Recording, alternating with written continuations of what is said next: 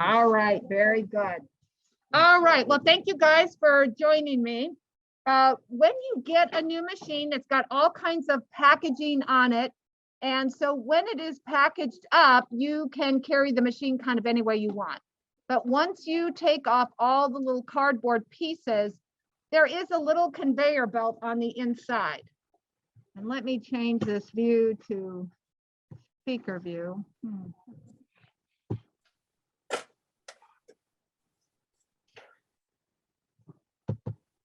All righty. And so on the inside here of your machine, you have a little feeder bar here, and then here you've got a little belt, and that's what carries the blade back and forth. So after you've taken all that packaging material out, it is very important for you to carry the machine parallel to the ground, to the surface down there. What's nice about the SDX version of the Scan and Cut is that they did make it a repairable machine. In the past, you were pretty much sunk. If your Scan and Cut broke, it broke and you were sunk. But now it is repairable. But you do, of course, not want to have to bring it into repair. So carry it carefully is my word on that. When you are setting the machine up to operate, there is a tray. And you want to make sure that this tray is entirely on a hard surface. So when you open this up, make sure that it can rest on a counter space. On the back side of this machine, let me get the camera to go around there. There's a little tray that pulls out. So you want to make sure to pull that tray out in the back. You'll get a much better scanning picture with that tray pulled out. The other thing we want to make sure back here is that you don't have anything to hinder the mat as it feeds through. Are you able to hear me all right? I do. Good. How about you, April? That was a little muffled, but I've got you better now. Okay, so I'll turn this computer so you can hear me. So my point about the back of the machine is that make sure the tray is out and make sure that it's a clean surface behind it so that nothing hits the mat as it feeds through when it's being scanned, okay? Gotcha. All right. All right, I really love how they now have in the Scan and Cut these nice trays, because inside here, you can store all your tools. And with this machine, you got a little stylus. You can certainly touch the screen on your machine, but you can also use this stylus to be a little bit more precise. You got a little spatula. And now this spatula I do not like at all. So this one is kind of a useless tool. So I'll show you some other options of tools that work a lot better. You also got a holder for little markers. And I think it's a set of 6 of little markers that you got. And these are permanent markers. And these permanent markers just have the little lids that go on it. And when you want to use this tool, you just release the little tab in the back. You just push it in so that this opens up. You take the lid off of your marker. You can just pop it right into that holder, close it shut, and then the cap goes right on top. And then we could pop that right into our holder over here, if that's what we wanted to use. Now, these are permanent markers, but you also got 2 water-soluble ones. So these are my permanent markers here, but you also got 2 water-soluble markers. One can erase with water and one just disappears over time with the air. Both are water soluble. You also got a fabric blade, and I know it's a fabric blade because it has a taupe lid to it. And when you get a new one, there is a little cap on it like this.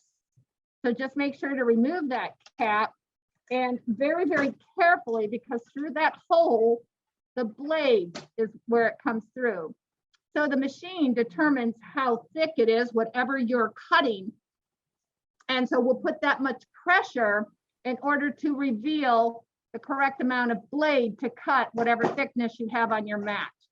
And you are able to cut up to 3 millimeters, which is about 1/4 of an inch. So just be careful not to, accidentally push it with your finger right there. You also got another holder, which is called the auto holder. And the auto holder is black. And this one, you're going to cut everything but fabric. So the taupe one is for fabric only. The black one can cut anything, including fabric. It actually could do that too. But just like your scissors that you have, how you dedicate one scissors to fabric and one scissors to paper, this is kind of what it's going to do. So if you dedicate your fabric to fabric, it will last a lot longer. If you have put any kind of Pellon or interfacing or applique material on your fabric, then you want to use the auto blade. So the fabric blade is really for fabric only, and the auto blade is for other things. Now, I believe in your kit, April, you also got a light blue one, correct? Right. Check myself. Actually, I got a rotary blade. And Oh, yes, it came with the rotary blade. Yes. So this, I do have the older SDX version in front of me. So the only difference between this machine and your machine, April, is that you have a different bundle with yours. Right. And also that it connects to the luminaire. So those are the two things that are different, but everything else is the same. So for those that did not get the newest version, you can buy the rotary auto blade. So that's an additional purchase, and you can update your machine to it. Do you have the 230D? Yes. And that's what this one is. So you can purchase this, and you do have to register it and everything, but then you can use the rotary auto blade.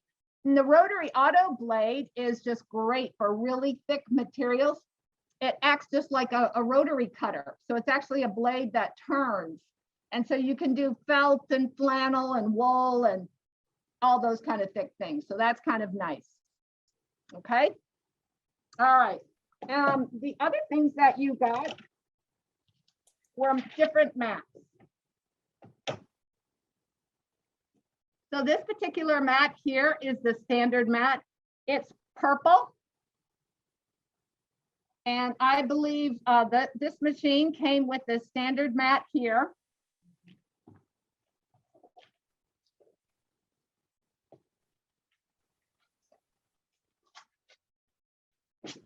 It came with the fabric mat, which has the taupe finish so that it matches the taupe blade so that you know this is for fabric. And then this machine also came with the low tack mat. And the low tack mat is for paper. So low tack just means it's less sticky than the standard mat and much less sticky than the fabric mat. And your machine, did it come with a vinyl mat, April? No, I don't think so. I only got 2 mats, and I'm pretty sure it was just a low Standard and tack. Right. And the fabric, did you get the fabric mat? No, I don't think so. I'm gonna double check. Yeah, double check. Did you get the fabric blade? I know that I have one, but I can't remember if it came with the machine or no, I bought that extra. Okay, all right. So again, it was just a different bundle that you got with your machine versus what we got with ours. And what's nice about the SDX is, of course, you can purchase all the additional accessories that you didn't get in your particular bundle. Okay. All I right. do have a fabric mat. You did? Uh-huh. Okay, good, good. Because that one's kind of useful. All right, so the next thing is that when you do get your machine all unpacked, you want to plug the machine into the plug into your machine first, and then plug it into the wall. So that's just the safest, just like all appliances, plug it into the unit first and then plug it into the wall. All right, so once you're sure that your area and work surface is nice and clean, the next thing that I want to do is I want to take you through some of the other things that you got. You should have gotten a quick reference guide. So I recommend, especially in the beginning, to keep this nearby, because what it does is it tells you what mat to use for the particular material. So here's my list of materials. And then here it tells me if I should use the standard tack, the low tack mat, or if I should use the fabric mat and the auto blade. All righty. So keep that nearby for reference. Now, one thing that you did not get is you did not get a manual. So it seems that in all of our machines, there's kind of starting to not include manuals with it. And so I had this printed out at Office Depot. Any place that has a printing machine, you know, and you can print it off at home, of course, too. But it got it spiral bound at Office Depot. So is that what you did, Ardell? Good, good. Now, the other one, I don't know if you printed out both parts. Actually, it looks like you've got them both in one. Do you also have the designs in there? So there are actually two printouts that you can do. One is the operation manual. No, you just have the operation. And one is also all the designs. So those are two separate files. The operation manual, it is kind of good to print it out. Of course, you could always just download it to your computer and store it somewhere so that you could access it on there if you didn't want to print it all out. But what I do kind of like are the designs because there's 1,400 designs in this one. I'm not sure, April, how many are in yours, but it is hard to search and find on this without kind of scrolling through everything. But if you print out the manual with the designs, it's kind of like a flow chart of where to go to find the design that you want. So that's kind of helpful. Okay. I did not get the fabric mat with mine. I purchased that separate. I just checked. Okay. But I didn't get the quick reference guide. I'm gonna see if I can download that from Brother Support. Okay, so that should have been sticking in with all your papers, but you think they didn't include it in yours? I just checked through all of them. Okay. The other thing is, did you get the little piece of paper that kind of directs you how to register your machine? I did get that. All right, very good. So that kind of tells you about how to register your machine. And when we go through settings, I'll show you where to find all those numbers. And then the other thing is too, I think it does have, this is where it has the canvas. On one of their little pieces of paper, it does talk about the Canvas workspace on how to get there. So it's not in this particular little piece of paper, but the Canvas workspace is a free cloud-based website where you can go to access more designs, bring in designs from your computer and manipulate. And so I have done this frequently on our Facebook Live, where I take a Kimberbell design, and if you just load a Kimberbell cutting file into the scan and cut machine, it groups them all together and you cannot ungroup them.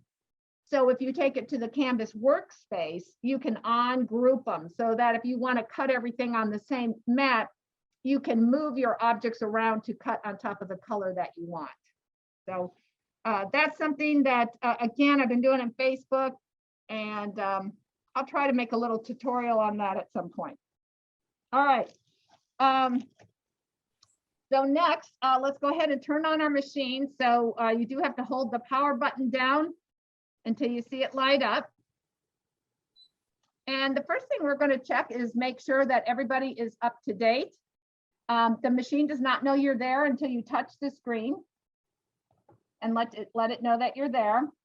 The very first thing that it's going to do, it is going to move this carriage down here, because if that little belt in the back at all got moved or disrupted, the machine does not know where this carriage is located. And cutting is just a matter of XY coordinates, so he needs to know where it's at. So when I hit OK, you're just going to hear some racket. Although that was pretty quiet. And so now my machine's ready to go and he knows where that blade is at. Okay. All right. This is our home menu that we have here. And we're got two choices, patterns and scan. But first, what I would like you to do is to see the wrench over here. So I just want to identify the keys that we have. So the wrench is going to take us to all our settings. Up here, of course, is our power button. And frequently during the class, I'm probably going to tell you to go home. And April, I know you're there already, but Ardell, I don't want you and Dan to go home. I mean to push this little button here. And that home button will take us to this screen right here. So this is the home page screen. So if you ever get lost, you can always come back here. This particular button right here is supposed to be a picture of a mat. And this is so that we can load and unload and scan our mat. This is a pause button. So every once in a while, I will be cutting and it's like, oh my gosh, what's going on? It's not cutting where it's supposed to be or whatever is going wrong. Just hit this pause button and then you're able to stop the machine. Okay.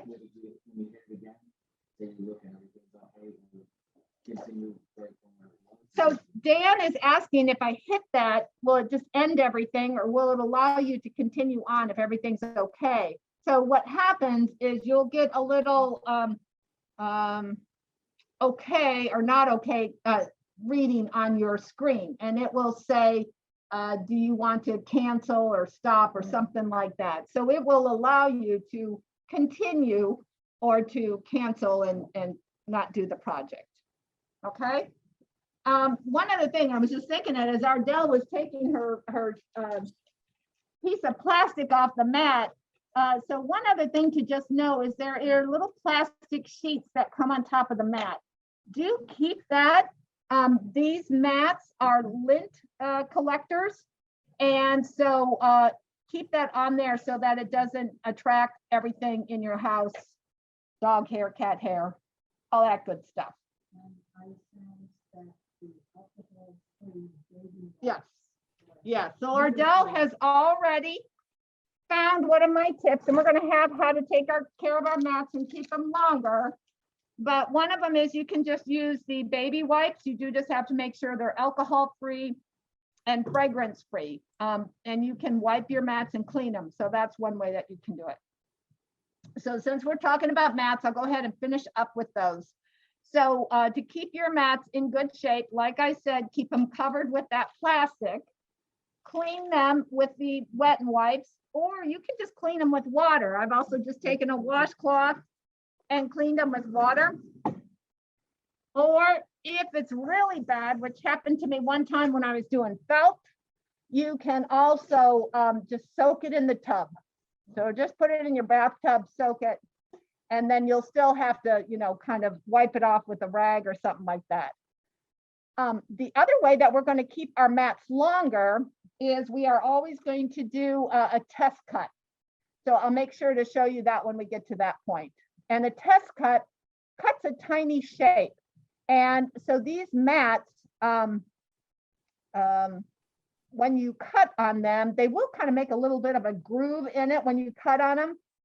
But if you were to put a design in there and just hit cut, and it was a circle the size of your mat, and you cut it out and it cut too deep, you probably destroyed your mat if you just cut a hole in your mat. But these little test ones are tiny. So if you cut a little hole out with the tiny little shape, you can still use the mat. You just have to place your object somewhere else. The other thing that I always recommend is that don't cut in the same place on your mat. Move your items around because you can scan the whole background of your mat. You do not need to put it in the center. You don't need to make sure it's straight. You don't have to make sure of anything for placement. So move it around so that you evenly wear down your mat instead of continuing to cut in one area. All right, so good point about the mat. And then as I'll show you when we get to our first little thing that we're going to do, you can also use perfection tape, which is the R&K embroidery tape. It's a sticky but not too sticky kind of tape. So if your mat loses its tackiness, which it's going to, you can tape things down. Now, I wouldn't recommend cellophane tape or anything like that, because you'll probably never get that off. But the pink,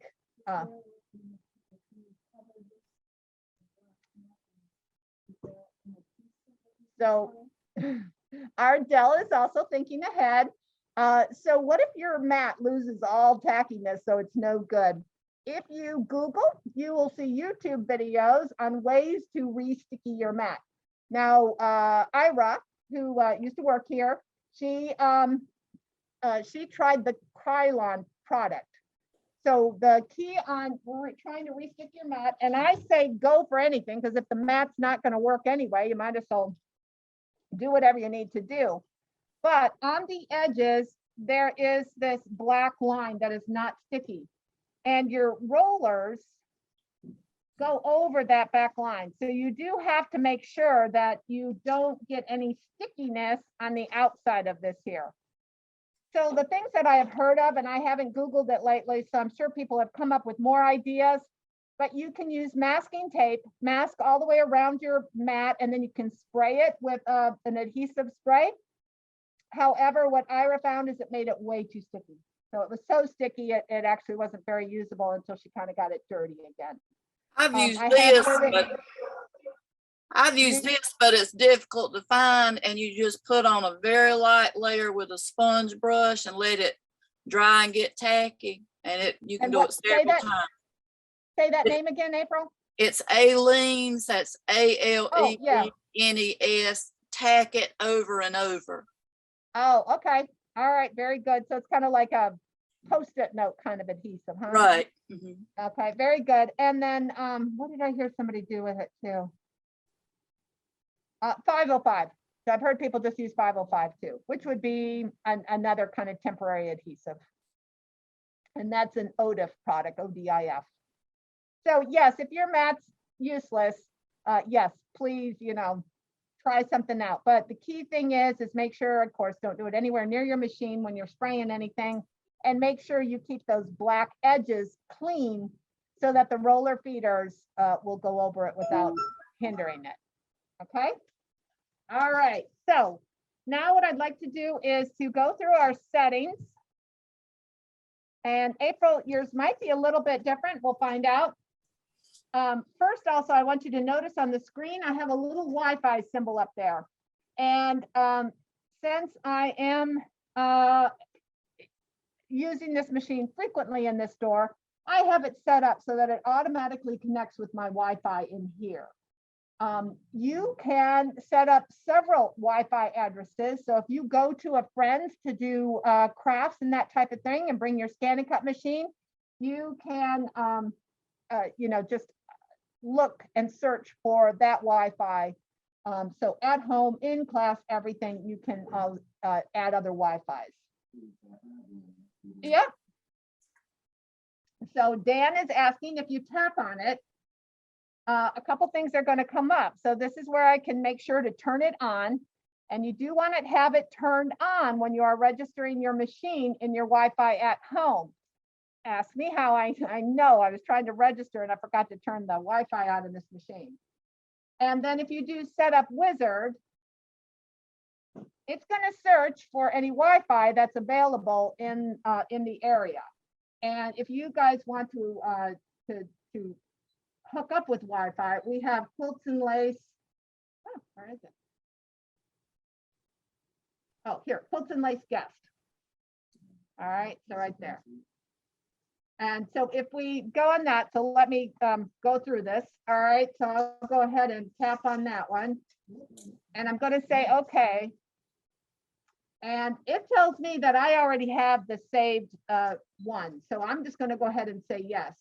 But if you don't have it, it will take you to a keyboard and you will type in. So be aware on that keyboard that it's going to have upper, lower case and your numbers, and you're going to tap on to get to them.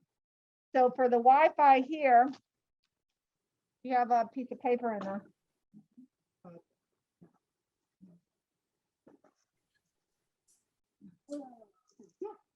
So anyway, I'm just taking a moment to write down our password for in the store here.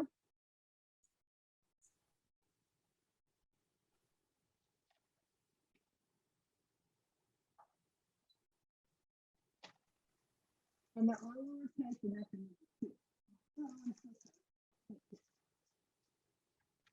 All righty.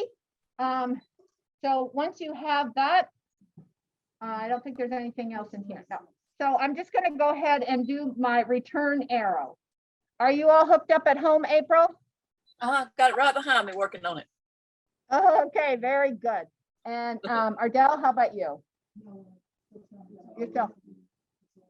All lowercase, yeah. So they're typing in the password here right now. Okay. Another good point to make, while they're typing in, here is my little stylus here. And on these machines, it's kind of nice. You've got little storage areas that you can put it, or of course you can put it here on this side. We did have somebody that accidentally left their stylus on near the roller there. So make sure to not do that. Make sure to not have your stylus.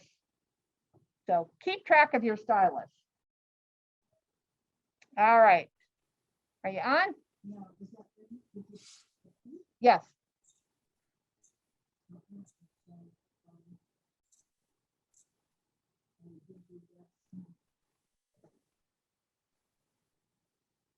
Okay. We'll come back to it then if you don't mind. So let me go through the settings and then we'll come back. I can't think what I've done wrong, but it's potential. All right, so maybe I'm wrong. I don't know. I think that's right. So anyway, we'll go through our settings and then we can come back to it. The next thing that you should know is that when you are hooked up to the Wi-Fi, it will then automatically give you a little notification telling you that your machine may need to be updated. So especially when the machines are newer, they actually do updates somewhat frequently, which I mean can be once every couple months. So updates are free. Highly recommend you do it because they add new features. So the updates are not just tweaking things you'll never notice, it also adds new things to do to it. All right, so now we are going to go to our little wrench and go through all our settings so that you know where to go to everything. When your machine is brand new, you can set up the language. You can set up your units, so either millimeters or inches. And then you can also set up the cut area. So go ahead and tap on the cut area. And if you tap on the cut area, it's going to give you a little picture of the mat for what you have selected. Highlighted is 12 by 12, but if you'll see up in the upper left-hand corner, I'm not going to have quite 12 inches of cutting area. So just know that it's just a little bit less than 12 inches. If I tap on the 12 by 24, it'll show me a nice long mat.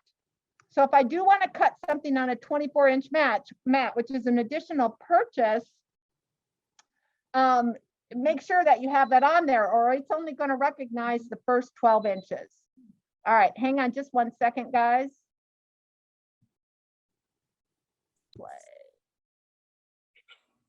All right. So this, as you can see, shows a 12 by 12 mat. If I put a 12 by 12 mat in there and it says 12 by 24, I think I'll get an error message. If I have the 12 by 12 on and I put a 12 by 24 mat in there, it will only scan the first 12 inches or cut the first 12 inches. So just be aware of that setting. Go ahead and say okay. All right, and then the next one down is pattern interval. And pattern interval just tells me how closely they are going to set my cut files together on the mat. And if I'm cutting paper, of course, I could cut them, practically on top of one another because paper is so stable that it's not going to do anything. But if I am cutting a flower shape, which is kind of intricate on material, and I keep my pattern interval at 1, it's not going to have much distance between the first cut flower it did on the fabric and the second one that's going to be right next to it. And if I do it that way, the little threads from the fabric are going to shred on each other, and I'll probably have a damaged flower where they are near each other. So all you have to do is tell the machine, hey, if I'm cutting this next project I'm cutting, you know, make that interval 2 or 3. Make sure that my things aren't all lined up right next to each other because I need a little cutting space between them. I usually default it to 1, and then I just move my objects farther apart physically, okay? But that's what that is.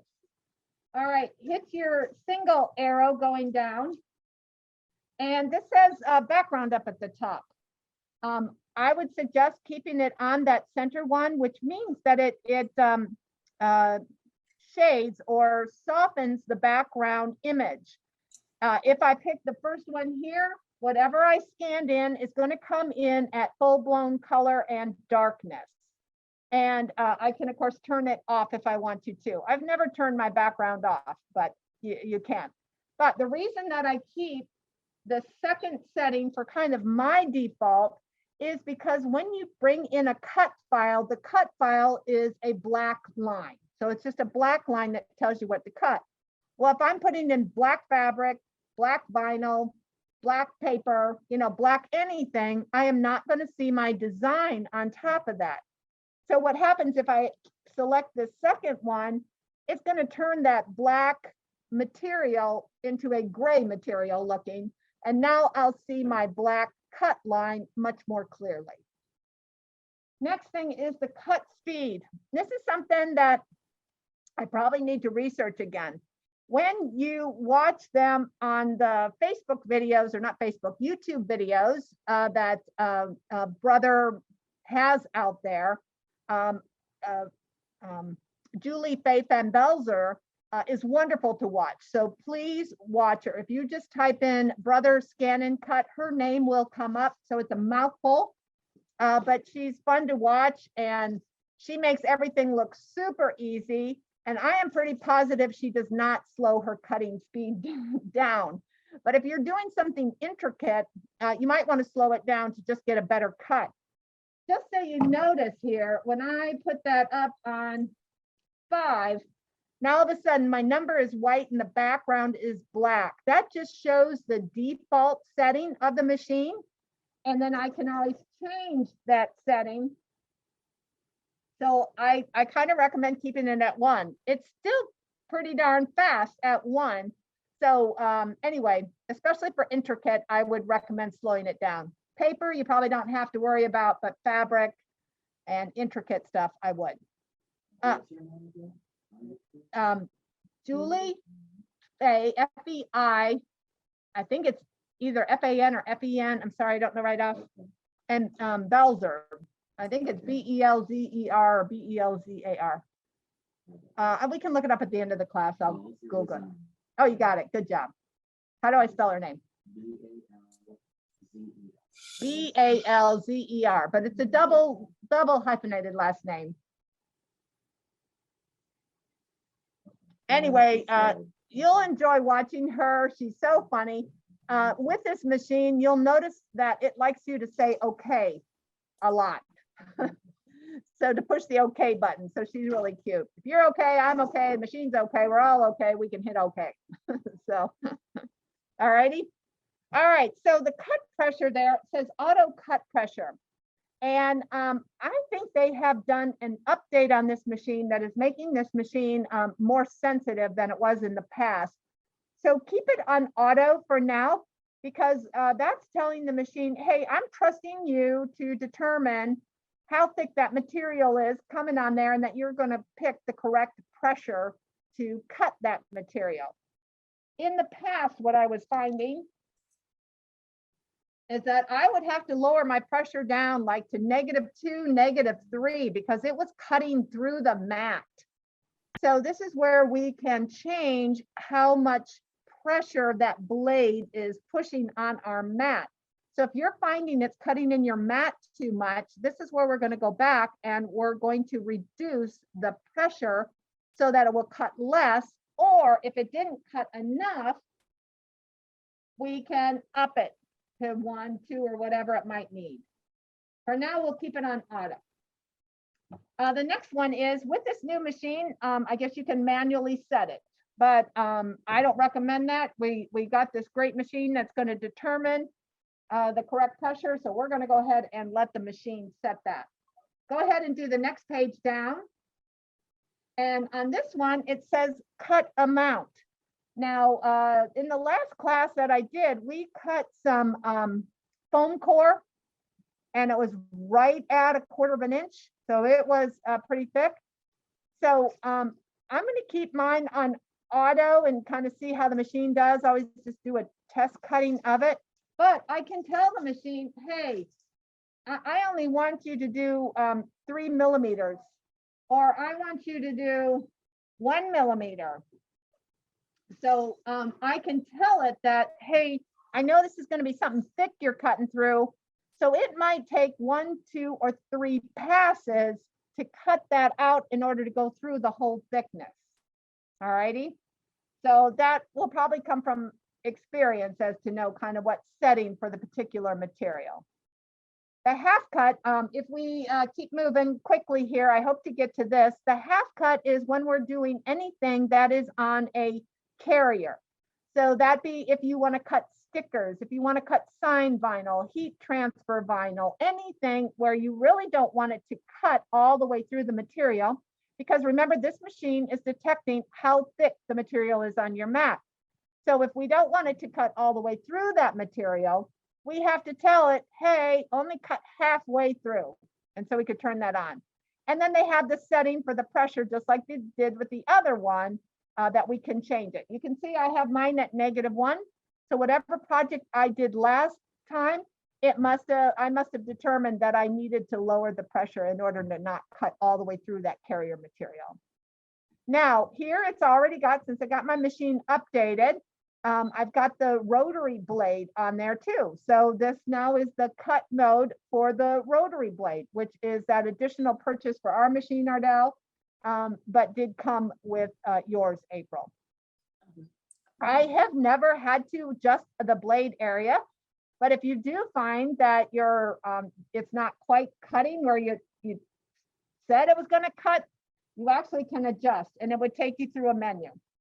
All right, we're going to go next page down. And then we also have a blade adjustment area for the rotary blade.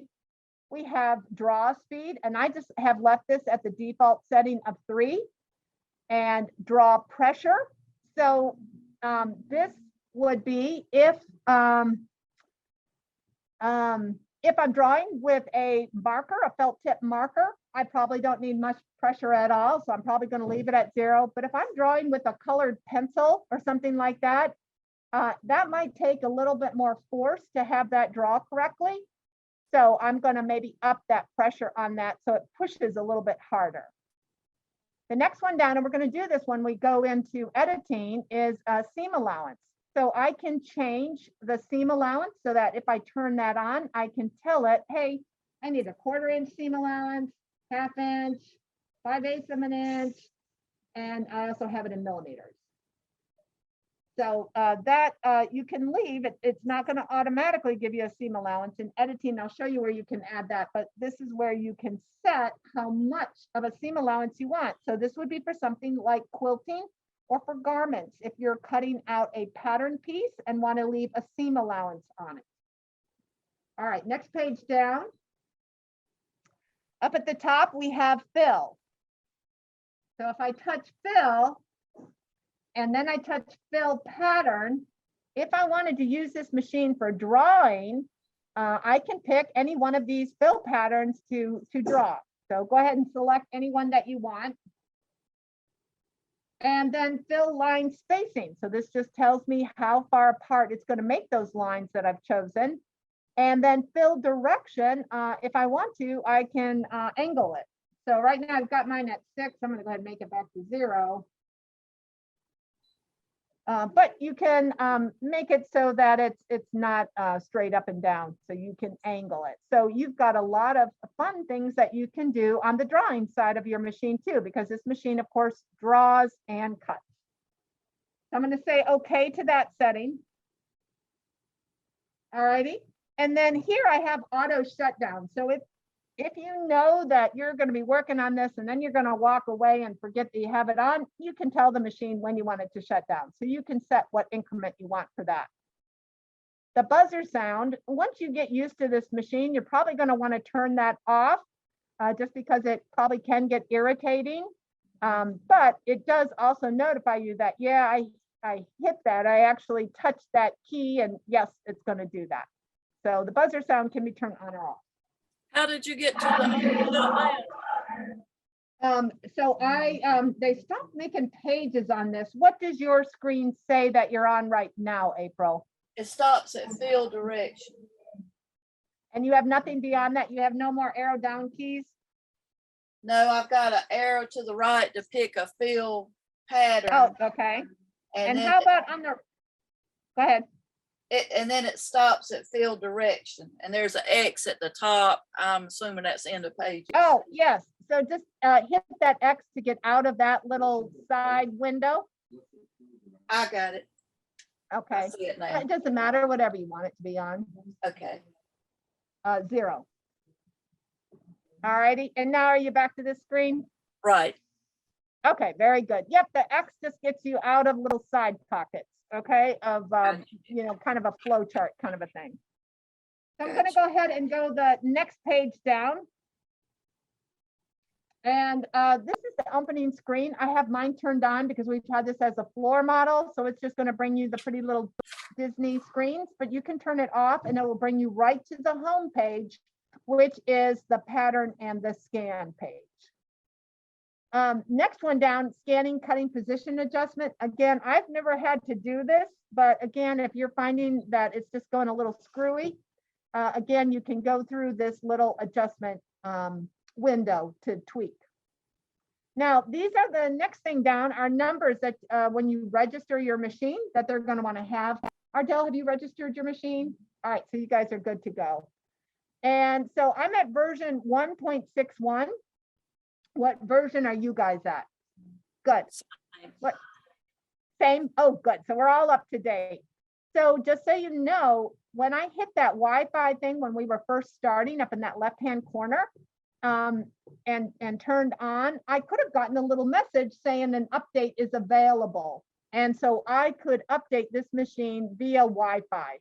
So just know that that's it. And in fact, if I touch 1.61 version, it's going to tell me, well, how do you want to get this new version? I'm going to just go ahead and hit Wi-Fi. And then it's going to tell me, hey, there are no updates available. We're okay. But if there was one, it would say update available. Do you want to download? Okay. And the main thing is if it ever is an update, just make sure you let it complete it. Don't accidentally turn it off in the middle of it. If you notice there, I could also put that update on a USB stick and update that way if I wanted to too. So if you don't have a good Wi-Fi connection wherever you're at, just take a clean USB stick, go to the Brother support site, type in what kind of machine you have, find out if any updates are available, and then load the most current update onto that USB stick, and then you'll click right like we've done here, put your USB stick in, you'll tap USB, it's going to tell me, hey, you know, it's not there if I kept going. So, but otherwise you'll just load it. All right. And then that U-turn just means to go back a page. All right, next page down. This is your machine information. And so that one just tells me my maximum scanning area, my maximum pattern number, and that what files it can read.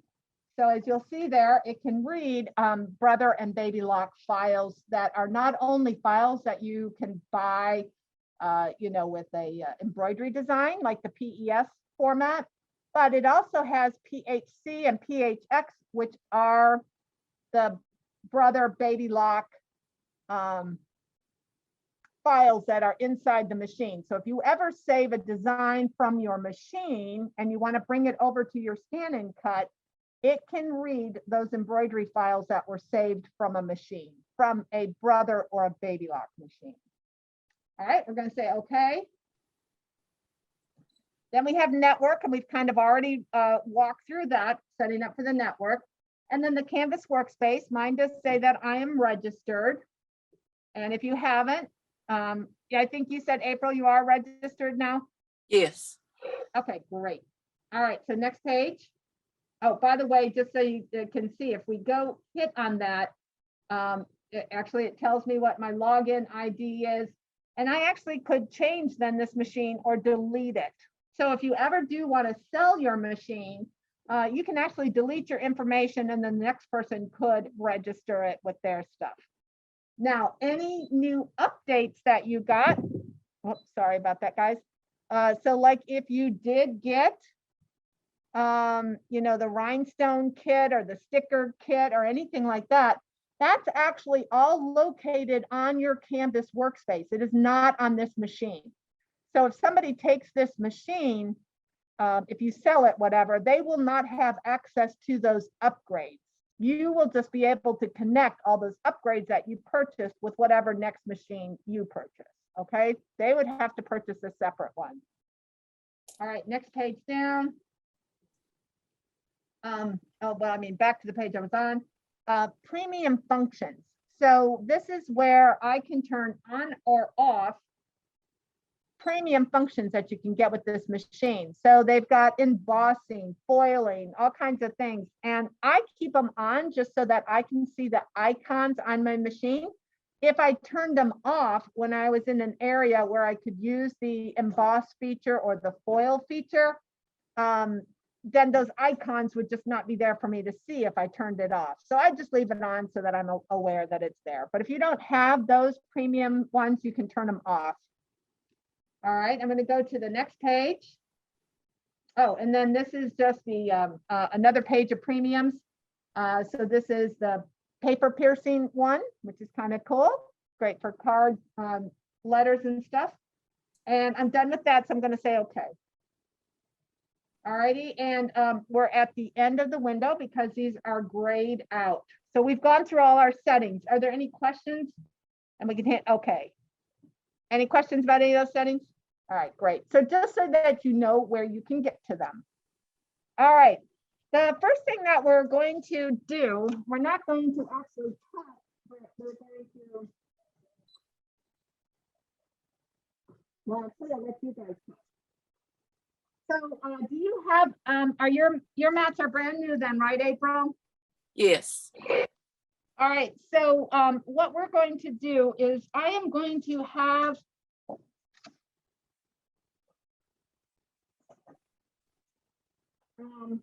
you guys write your name on a piece of cardstock, and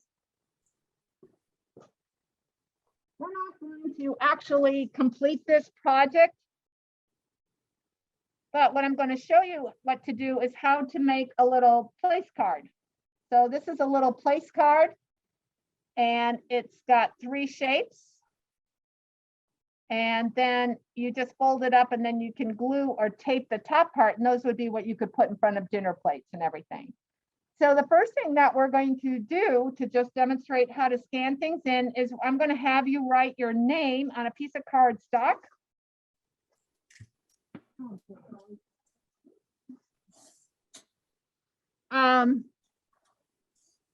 And what I want to make sure that you do is don't put it too close to the edge, because we're going to put a little perimeter around when we cut it. Make sure your letters are all connected. Otherwise, when you cut them, you'll cut out a little B, a little E, a little T, a little H. And our names are not that long. Although, April, you got quite a few letters. Yeah, I've got it. So, you know, if you did want to do it that way, you certainly could cut everything out individually, but by connecting them, it's going to cut it so that I cut out, you know, one piece. All righty. And you're going to take your low tack mat, you're going to put it on a flat surface.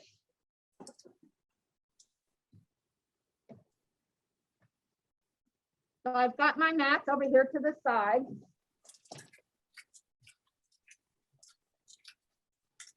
Oh, by the way, one other thing I did forget to mention about mats.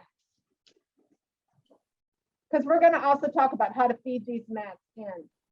So the corners of the mats, especially the side that has the arrow on it, you do not want to dog ear them or bend them.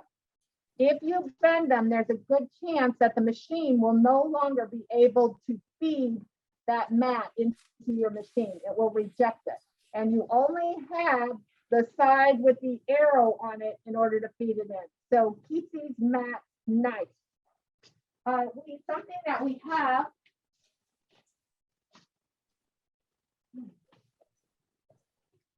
is a nice little carrying case. And in this carrying case, you can put your mats so that they stay nicer. And it comes with a little hook that you can put over the back of your door. So you can hang this over the back of the door. So you could hang it open like this or closed, whatever you want. But at least it's a nice way to store the mats if you don't have any place to store them.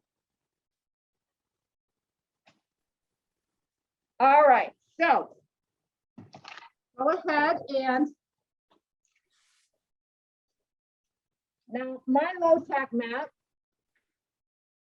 has been used quite a bit. So I can already tell he's not going to stick to this mat very well, but your low-tack mat should be in good shape. You're going to use your standard one? Yeah, it's not that sticky. It's not that sticky. Now make sure you take your, oh, okay, you did. I thought I saw that plastic on it. All right, so what I can do is I can either tape this down with my perfection tape or my standard mat, which is also, it is stickier. So just know that your mat, and again, it does not matter where you put this on. Now we're going to do a direct cut. So, you know, rotate it around on your mat anytime you're doing a direct cut. So I'm going to go put it on the bottom side here. And a good tool, two good tools that you can get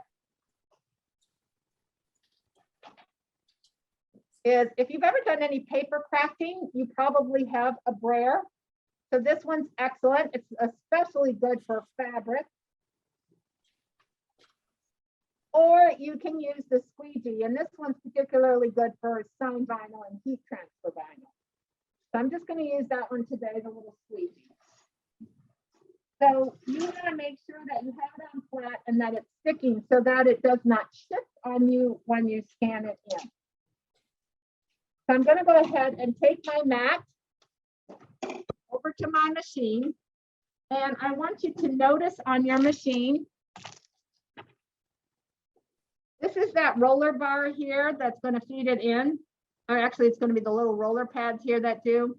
You've got a little bumper on this side, and you've got another little bumper on that side. So you just want to make sure that when you put your mat in, it's between those bumpers. You want to make sure that the arrow is going towards it. And I kind of hold it with one hand, or I even put my hand up here at the top even to make sure that it's not going crooked. And then I'm just going to touch that little key that looks like a mat. And do not push or shove or anything. The machine really needs to do this all by itself. So I'm going to go ahead and touch it. And it slowly takes it and it kind of feeds it in. And then it'll kind of feed it out again. Okay, so really let the machine do it. If by some chance you were started to feed it in crooked, just hit that mat icon again and it'll spit it back out. So just quickly hit it again if you're like, oh, it's going in there wonky. Okay. All right, so we're going to go ahead now and we're going to be in our scan section here. So go ahead and hit scan. And we've got options here, and we're going to do the direct cut because we're going to directly cut our name out of this. So go ahead and hit direct cut. And we've got this image, not from Wi-Fi, so I could bring it in from Wi-Fi, but we're doing it on our machine. So I'm just going to hit the machine. And then I get this little window right here. So what I really like about these is that if you are totally clueless as to what you're supposed to do, just read. They'll have little pop-up menus for you. So it says that the scanned various images directly based on their patterns. Put material to scan on the mat and set it in the machine. Press start key to scan. Now, first I want you to notice that it's telling me that my scan area is 12 by 12, and that's okay because I got a 12 by 12 mat, not a 12 by 24. And then the other thing it says is the recognition mode is in that grayscale. Go ahead and hit your wrench.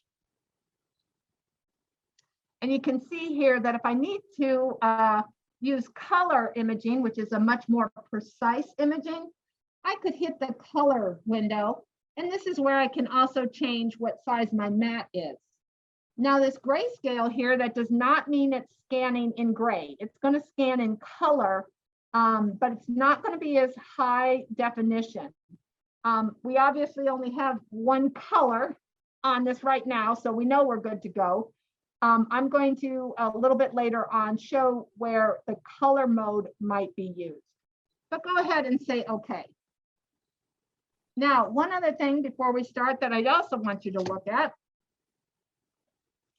is over on the left-hand side of your machine, you have a little dial, a little lever, and it's got a number 1 position and a number 2 position.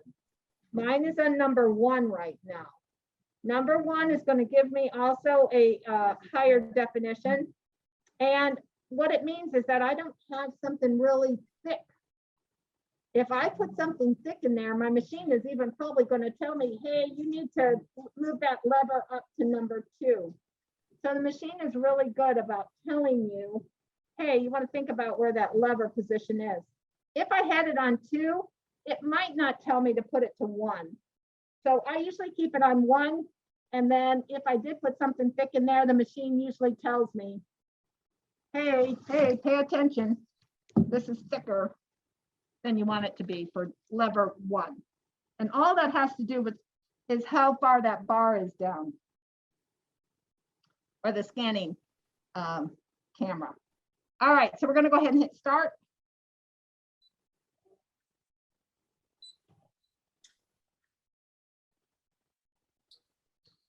If you have any part of that paper that is sticking up, accidentally, if it's accidentally sticking up a little bit, your machine might say, hey, you got something really thick on there. You need to, put it to level 2. So just know that's why we want to have everything nice and flat. All right, so if I get up nice and close there, you can see it scanned it in just fine. Now, we had it on white cardstock. Now, don't move yours off. I've removed mine because I'm not going to be cutting it. Don't shift your item because we're going to cut directly where it was scanned in. But one thing to notice is that when you have white paper, it is a little bit harder unless I zoom in on the image to see the edge of my white paper. I can see it on paper a little bit better, but if I use white sign vinyl or white heat transfer vinyl, it's very hard for me to see the edge. And of course, I don't want to cut directly on the mat. I want to cut on my paper or vinyl. So what I do is sometimes I'll just use my Sharpie and just kind of color the edges of the paper so that I know where it's ending. All right. All right, so if we zoom in on this image, it actually will kind of show you the shadows too if it wasn't flat on it. So the image looks good. So I'm going to go ahead and say, okay, hey, I like that. And you can see here that my mat is a little dirty. And in fact, on this cardstock, you can see little triangles where I did practice cuts. So that's why my image is kind of dirty looking there. But I just want to cut out the best, so it's okay. But to make it easier on the machine, I'm just going to zoom in on the area that I want it to look at. So I shouldn't say zoom. I'm going to pull in my target by using those arrow keys and just kind of hone in on the area that I want it to look and recognize. over on the side there, I've got two other ways that I can have it look at an object. One is I can tell the machine, hey, only look at it if it's really, really dark, and I could make my grayscale much higher. Or I can say, hey, this was a really light drawing. I was drawing with a really light pencil. I want you to look at everything on there, so I could lower the darkness of what I want it to look at. And then you can also, if you go into these, tap on them, you can also tell it, hey, don't look at anything that's anything smaller than a ½ inch. So you can set the object size that you want it to look at. So if you've got a messy something in there, these are ways that you can tell it not to look at all the other junk. So I'm going to go ahead and preview. And I like how everything looks, so I'm going to say, okay. And so there it is. And so now I am ready to cut. And I've got two things that I can do. First, tap on the squares that are on the right. And if I tap on this one right here, let's just say okay to that one. It's going to cut right on those lines of the name. Okay, so that is one way that I can cut right on that line of my name there. Tap the squares back on again. Otherwise, I can say, hey, I want a circle around it or a pretty circle around it. And I can scroll through and can say, hey, instead of cutting my name, just put a shape around it and cut the shape. But I don't want to do that. So let's X out of that up at the top. And what I want to do is this one right here. So go ahead and tap on this one. I think it looks like a racetrack or something. And then this one says, well, okay, if you don't want to cut right on those lines, because if I cut right on the line, I'd end up with nothing, right? You know, I can put an outline distance. So if you tap on that, you can see that it's increasing. Now it's at 0.2 inches, and it's just making a perimeter around that design. So you can pick whatever you want as your perimeter for it. If you have an I, April, in your name, you might want to make sure that you make the perimeter big enough so that it traps that I in it. Otherwise it will, the dot on the I mean, otherwise you'll have a little dot cut out too. But if you make your perimeter big enough, it'll trap that dot on your eye. All right, once you're happy, go ahead and say okay. And okay again. And now it says, all right, this is what I'm going to cut. So you can see that it's got the outline of my name. So we're going to say, please select. And what we want to do is cut. So we're going to say cut. And then it brings me to this page here. So I really appreciate this page here because it reminds me of everything in there. Now, look what I've got going. I've got all those dotted lines. Why do I have those dotted lines? I learned the hard way on Facebook Live why I have those dotted lines. Are you talking about where it's pressure and half cut, those dotted lines? Yeah, do you see how mine has dashed lines? Right. Well, that's because here's my blade, not in my machine. Me too. So we have to put it in the machine. So if you look at your blade, on the back side of it, you have these grooves. And if you look at the back side, I'm going to spit my mat out. Don't you guys do that. All right, so I'm back here again. So I'm going to bring this over so that you can see in here. So I am going to put the grooved side towards the back. I just pop it in. It should line itself up nicely. If you have put the blade in there correctly, I should be able to, with one finger, press it down without any effort whatsoever. If you find resistance when you're trying to push it down, then just kind of rearrange your blade in there a little bit. It might not be in there straight. And now go ahead and push it down. All right, we're set to go. And voila. Machine says, oh, all right, I see the blade in there now. These machines are so smart. All right, so it tells me an approximate cut time. It tells me that I have my pressure set at auto, which means I'm trusting the machine to do it correctly. My speed is at 1 and I have my half cut off. I want to cut all the way through, so this is correct. Go ahead and hit test. And then this is where I can add the test cut. My test cut happened to be right on top of my name, Beth. So of course I don't want it to cut there. It is going to put that test cut where I used it last. So at my last project, wherever I put that test cut, that's where it's going to put it again. So I am just going to capture that little triangle and move it down. Every once in a while, for some reason, and I don't even know why, sometimes I can't seem to move it. So if you ever have that difficulty, you have these arrow keys over here. And if I tap on that, I can move my little test cut and be a little bit more precise. Okay. So I'm going to sorry to interrupt, but I didn't get those symbols coming up. I'm gonna try again, but when I all hit right. cut- So let me see where you're at. So does your page look like this? no. Oh, wait a minute.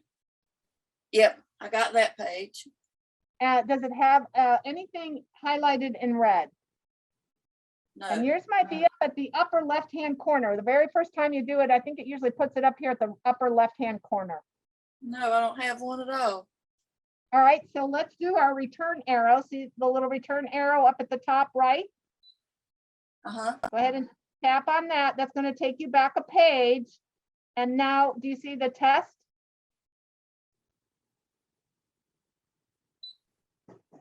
Now I'm back to Are you on this page here? where there's gray around my name and there's a red line around my name, but nothing for All the right. test. So maybe, are you here? No, let me see if I can get there. Oh, So no. either say okay. So okay will bring you forward a page. Doing your little U-turn will take you back a page. Okay, where I'm at now, it says okay to delete the scanned data. And I don't want to do that. So X out of that. Okay, let me get past this gray. I'm sorry, everybody. That's all right. Maybe did it look like this here? I'm at the page now where it's got like the little racetrack, the 2 squares and Oh, edge. very good. All right, very good. So hit your racetrack. Okay, And what do you have your outline distance at? right now it's back to all zeros. All right, so use your plus symbol to make it a little bit more. Okay, I'm good. All right, say okay on the bottom.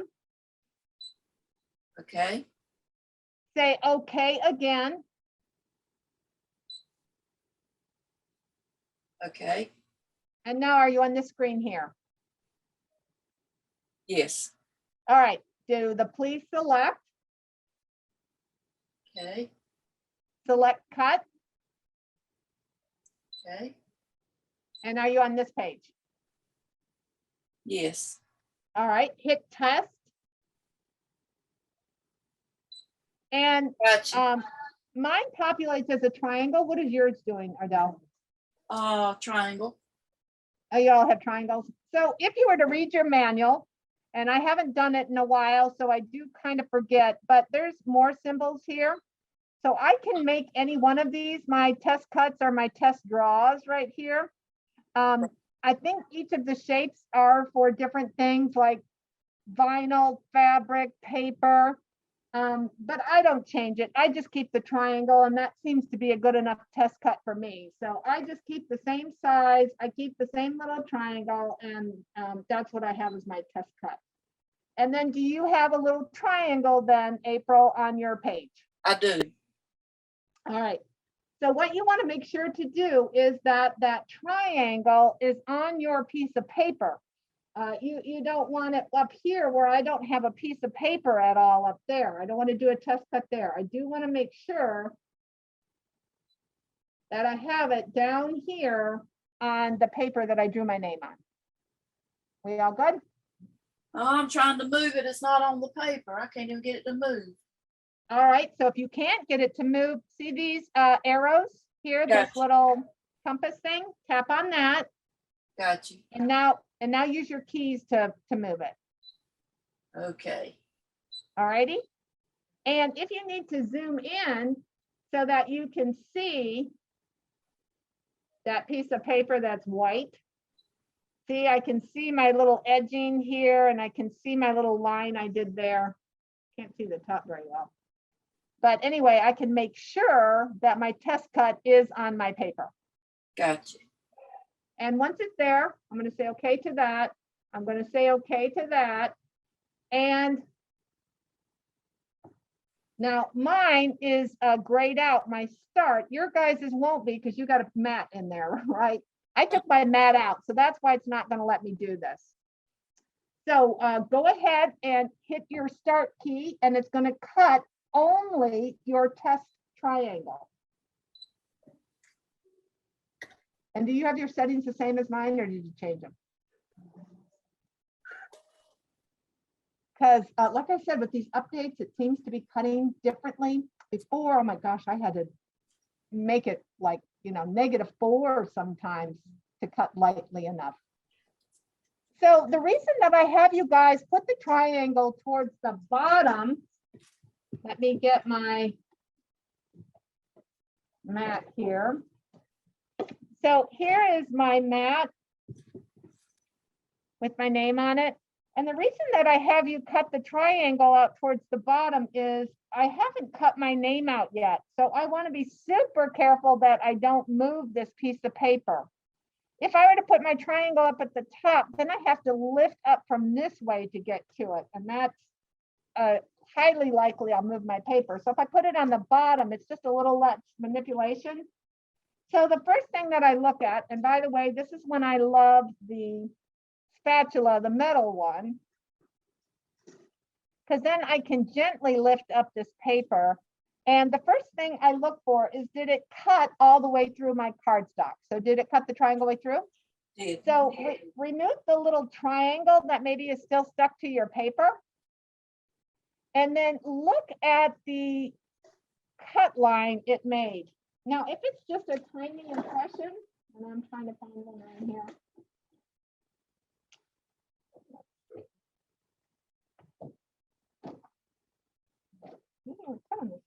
Anyway, there is going to be a tiny, tiny impression of where it cut.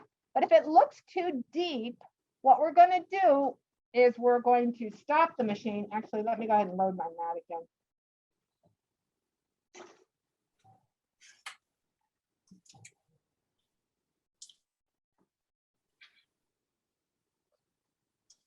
All right, so again, don't you guys go moving your paper all the way. But if I did that test cut and I didn't like it, I have the option of going back and doing a new test. So did yours turn out well, Ardell? Okay, yours is well. April, is yours good? It's good. Not too deep? Nope, just right. Good. Good. So I think they have fine-tuned these machines. So amazing. So their updates are good. If you, though, did not like it, you can hit the test again. Or what does it say? Retest? What does it say? Test again. Yep. So you could hit that. You would just want to make sure to move your little triangle to a new location. And then you could hit your little wrench up here.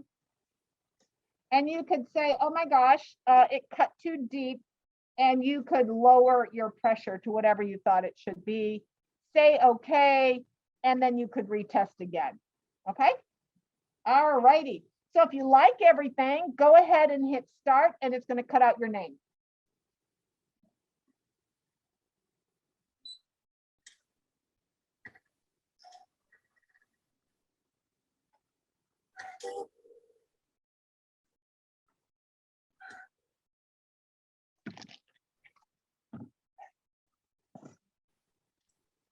All right, I'm going to look at my directions here, make sure I'm doing everything good. All right, we're good.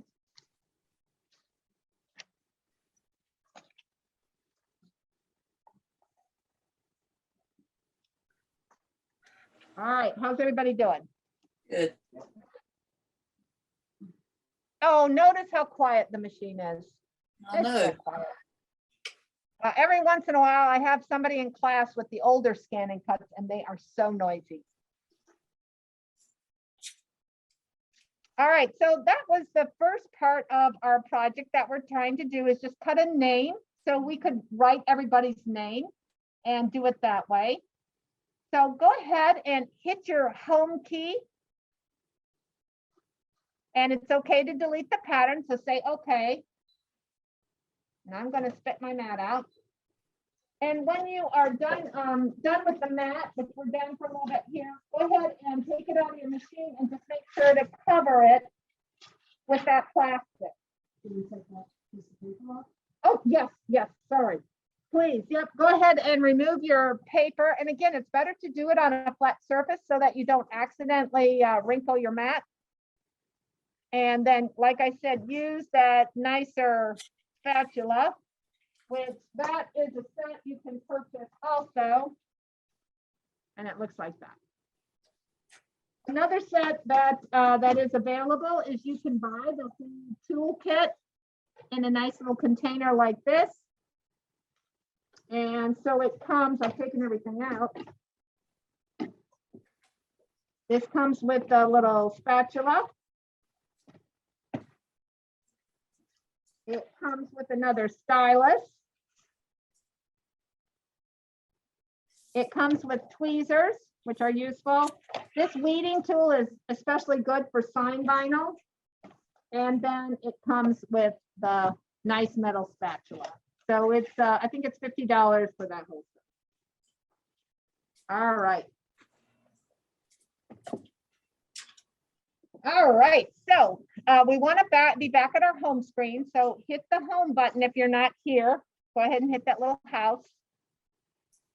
So the rest of the project entails to make the cardstock, you know, kind of shapes here that's going to make our little place card. So it consists of 2 hearts and a rectangle, right? Everybody see that? Okay. So we're going to go into our patterns. So go ahead and touch patterns.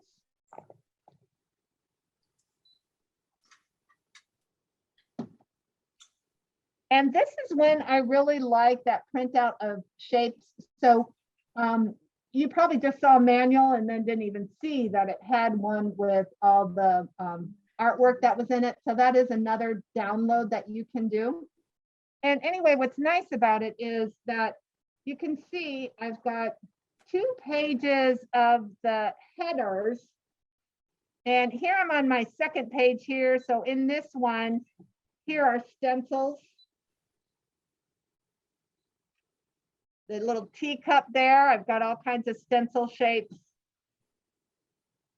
This is all kind of border stencils. So if you ever wanted to do something on your walls or something, stencils, you can do that. And then if I go back a page, not even a page, but here. So this machine can cut quilt blocks too. So I just want you to recognize that in each one of these, you have more. So just know that more options open up. And if I select this one right here, I can make that block whatever size I want it to be. So if I want an 8-inch block, I can just increase that to an 8-inch block. Close enough. Well, there we go. 8-inch block. I say okay. And it will tell me all the shapes that are involved in that block. And then I can pick those shapes. And it shows me that I just need one of those. I just need one of those. I'm going to pick one. And this one, you can see I need 5 of those. So it will go ahead and cut those 5 shapes. So just want you to recognize that's in there. We're not going to talk anymore about that today, but it's pretty amazing, all the stuff in this machine. And then each side, each of these, like I said, are more designs. Let me go back a page and back one more page. And so you've got all your Disney characters in there. And this is, I don't know if you have any rhinestones in yours. You got a rhinestone. Did you get a rhinestone with yours? So this is what, yes, so it's a trial package. So it doesn't allow you to do all rhinestone designs. You need to get the upgrade for that, which is this right here, the Rhinestone Starter Kit. So this is the Rhinestone Starter Kit.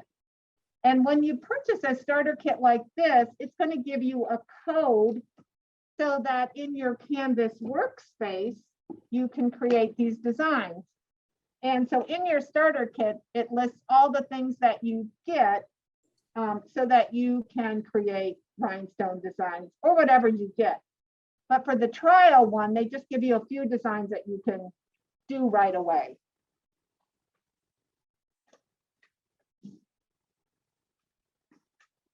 All righty, so I'm going to go back. And so what we want to go to now, and just know inside each of these, there's tons more. Like I said, 1,400 designs. All right, we're going to go into our shapes, which is the square and the circle. And the first thing that I want you to find is the heart. So scroll down a couple pages until you find the heart. There's my hearts. Pick any one that you like. I'll pick the scalloped one. And I'm just going to make you work for this design. So instead of making a 3.94 height and width heart, I am going to make you change. I think it's 3.73. Let me see. My direct cut.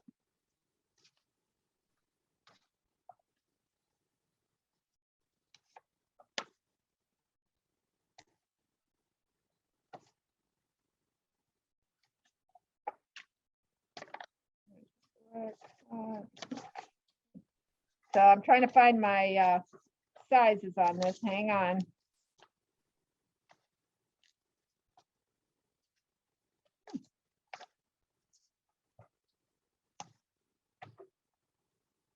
Put it way to the back.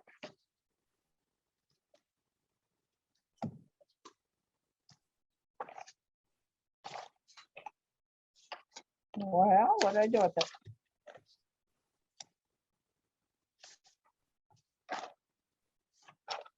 Well, the pages are gone. So anyway, 3.73, I think is what it was. So when I touch the negative, it's going to bring the number down. So just go to 3.73. I think that was the number that I originally had. And if you hold it down, you'll fly right by it. All right. So I want you to change the height and the width to 3.73. And we how many hearts do we need for this particular design?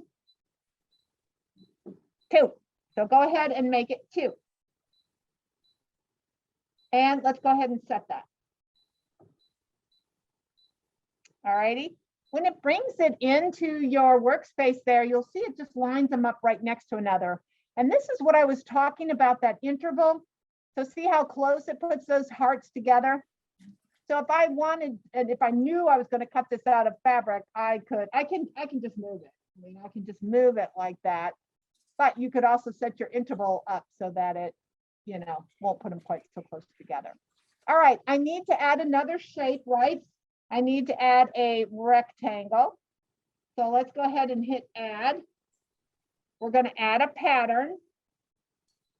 And we're going to add a shape. And this time we're going to add a rectangle. Now I could hit a square and I could resize that, but let's just go ahead and hit a rectangle.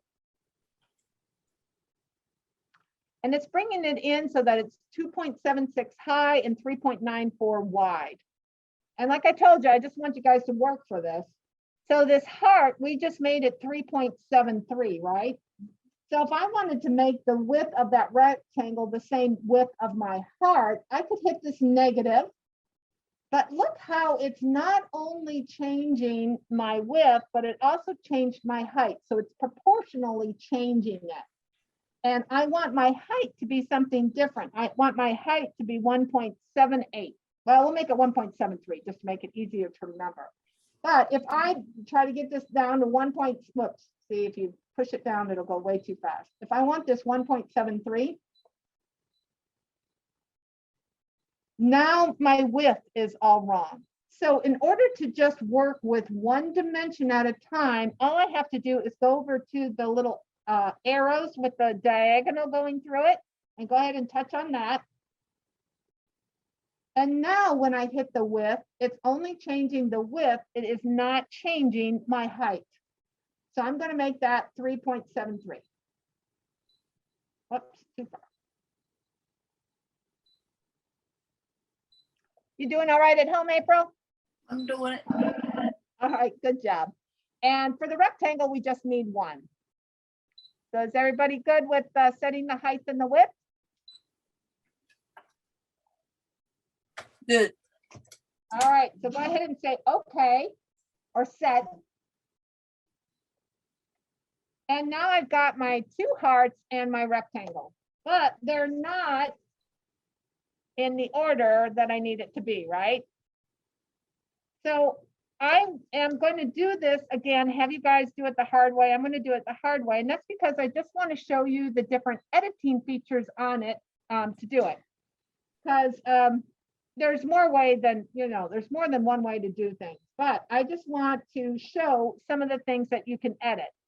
So I am just going to very imprecisely place my heart, my rectangle, and my heart in kind of the order that I want it, right? Well, it's in the order I want it, but it's not exactly right yet.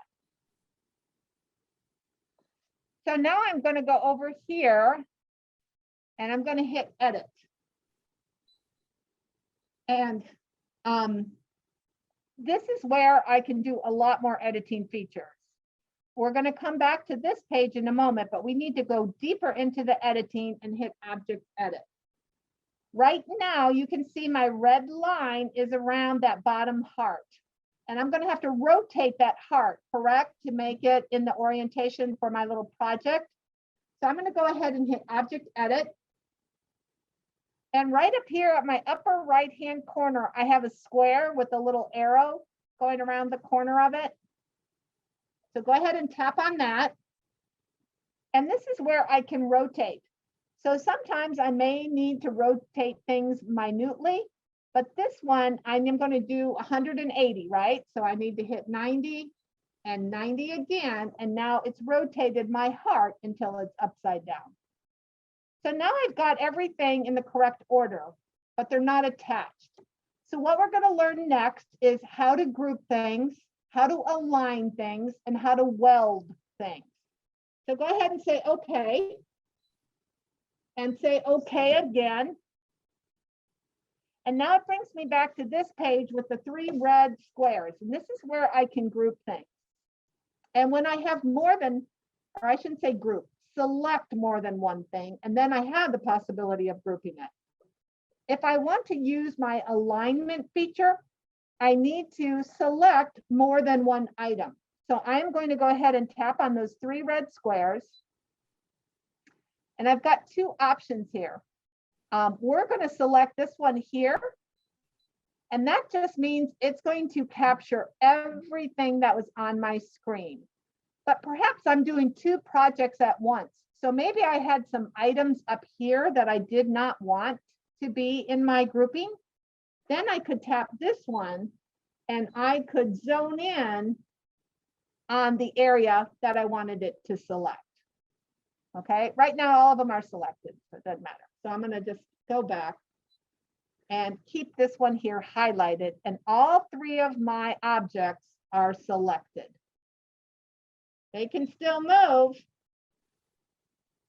okay, but they're not aligned, and I really don't have them grouped yet, because as soon as I say okay, now if I go here, oh, it did group them. Oh, that might have been in the update actually, guys, which is kind of nice. All right, so now that I've got all of them selected, I'm going to go back into my object edit. And I should have pointed this out to you guys last time. Last time we went into object edit, we had all of these things were highlighted and usable instead of grayed out like they are now. But now because I have more than one thing selected, Now I've got 3 new options. This first one is if I did want to permanently group them. The second one is to weld them, which we're going to do in a moment. And the third one is to align. Hit the align key. And I have all these alignment options. We're doing something rather simple, but what if I had several lines of words that maybe I wanted to left align, right align, center. So if you've got some kind of poem that you wrote or something like that, and you needed to line them. But this one, all I want to do is I want to center them so that when I do my little object here, so dark. When I do this little object, my hearts are going to be nicely centered. All right, so coming back to here, the one that we want to select for centering is that third one down on the left.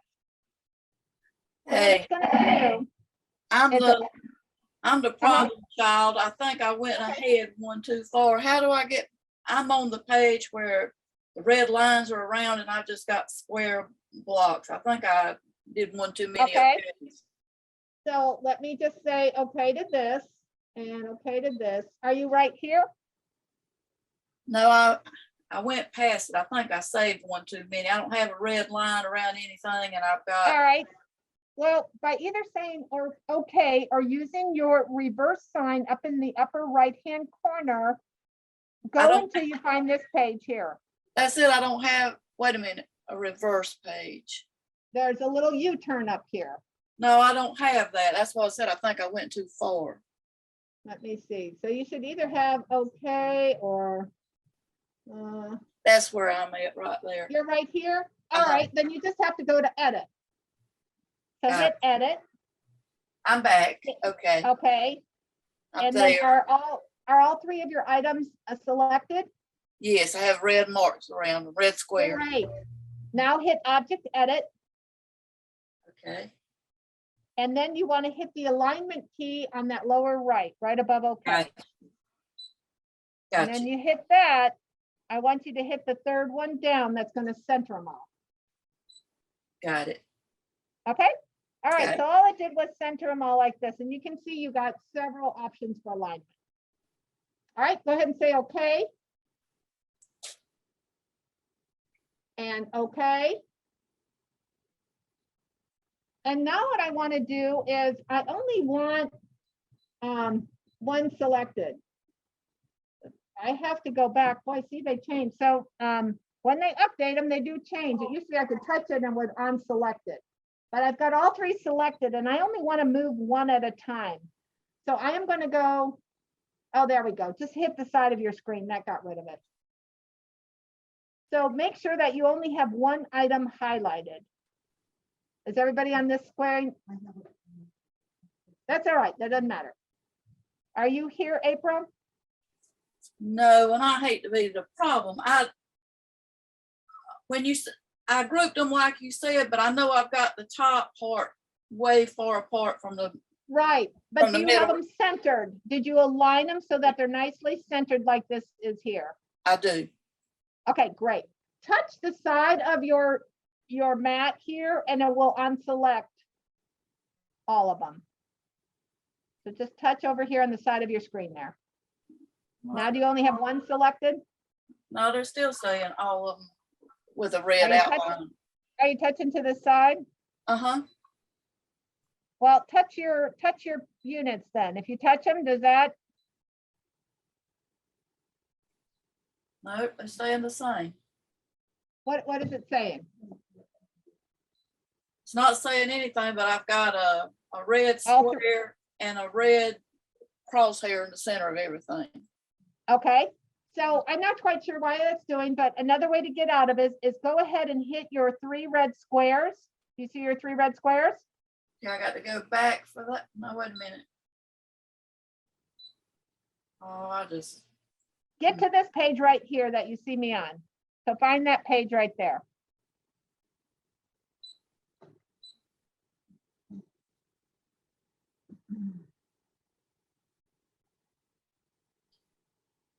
So either say okay, return, X out, You got 3 options. Okay, I'm back, but I don't have them lined up again.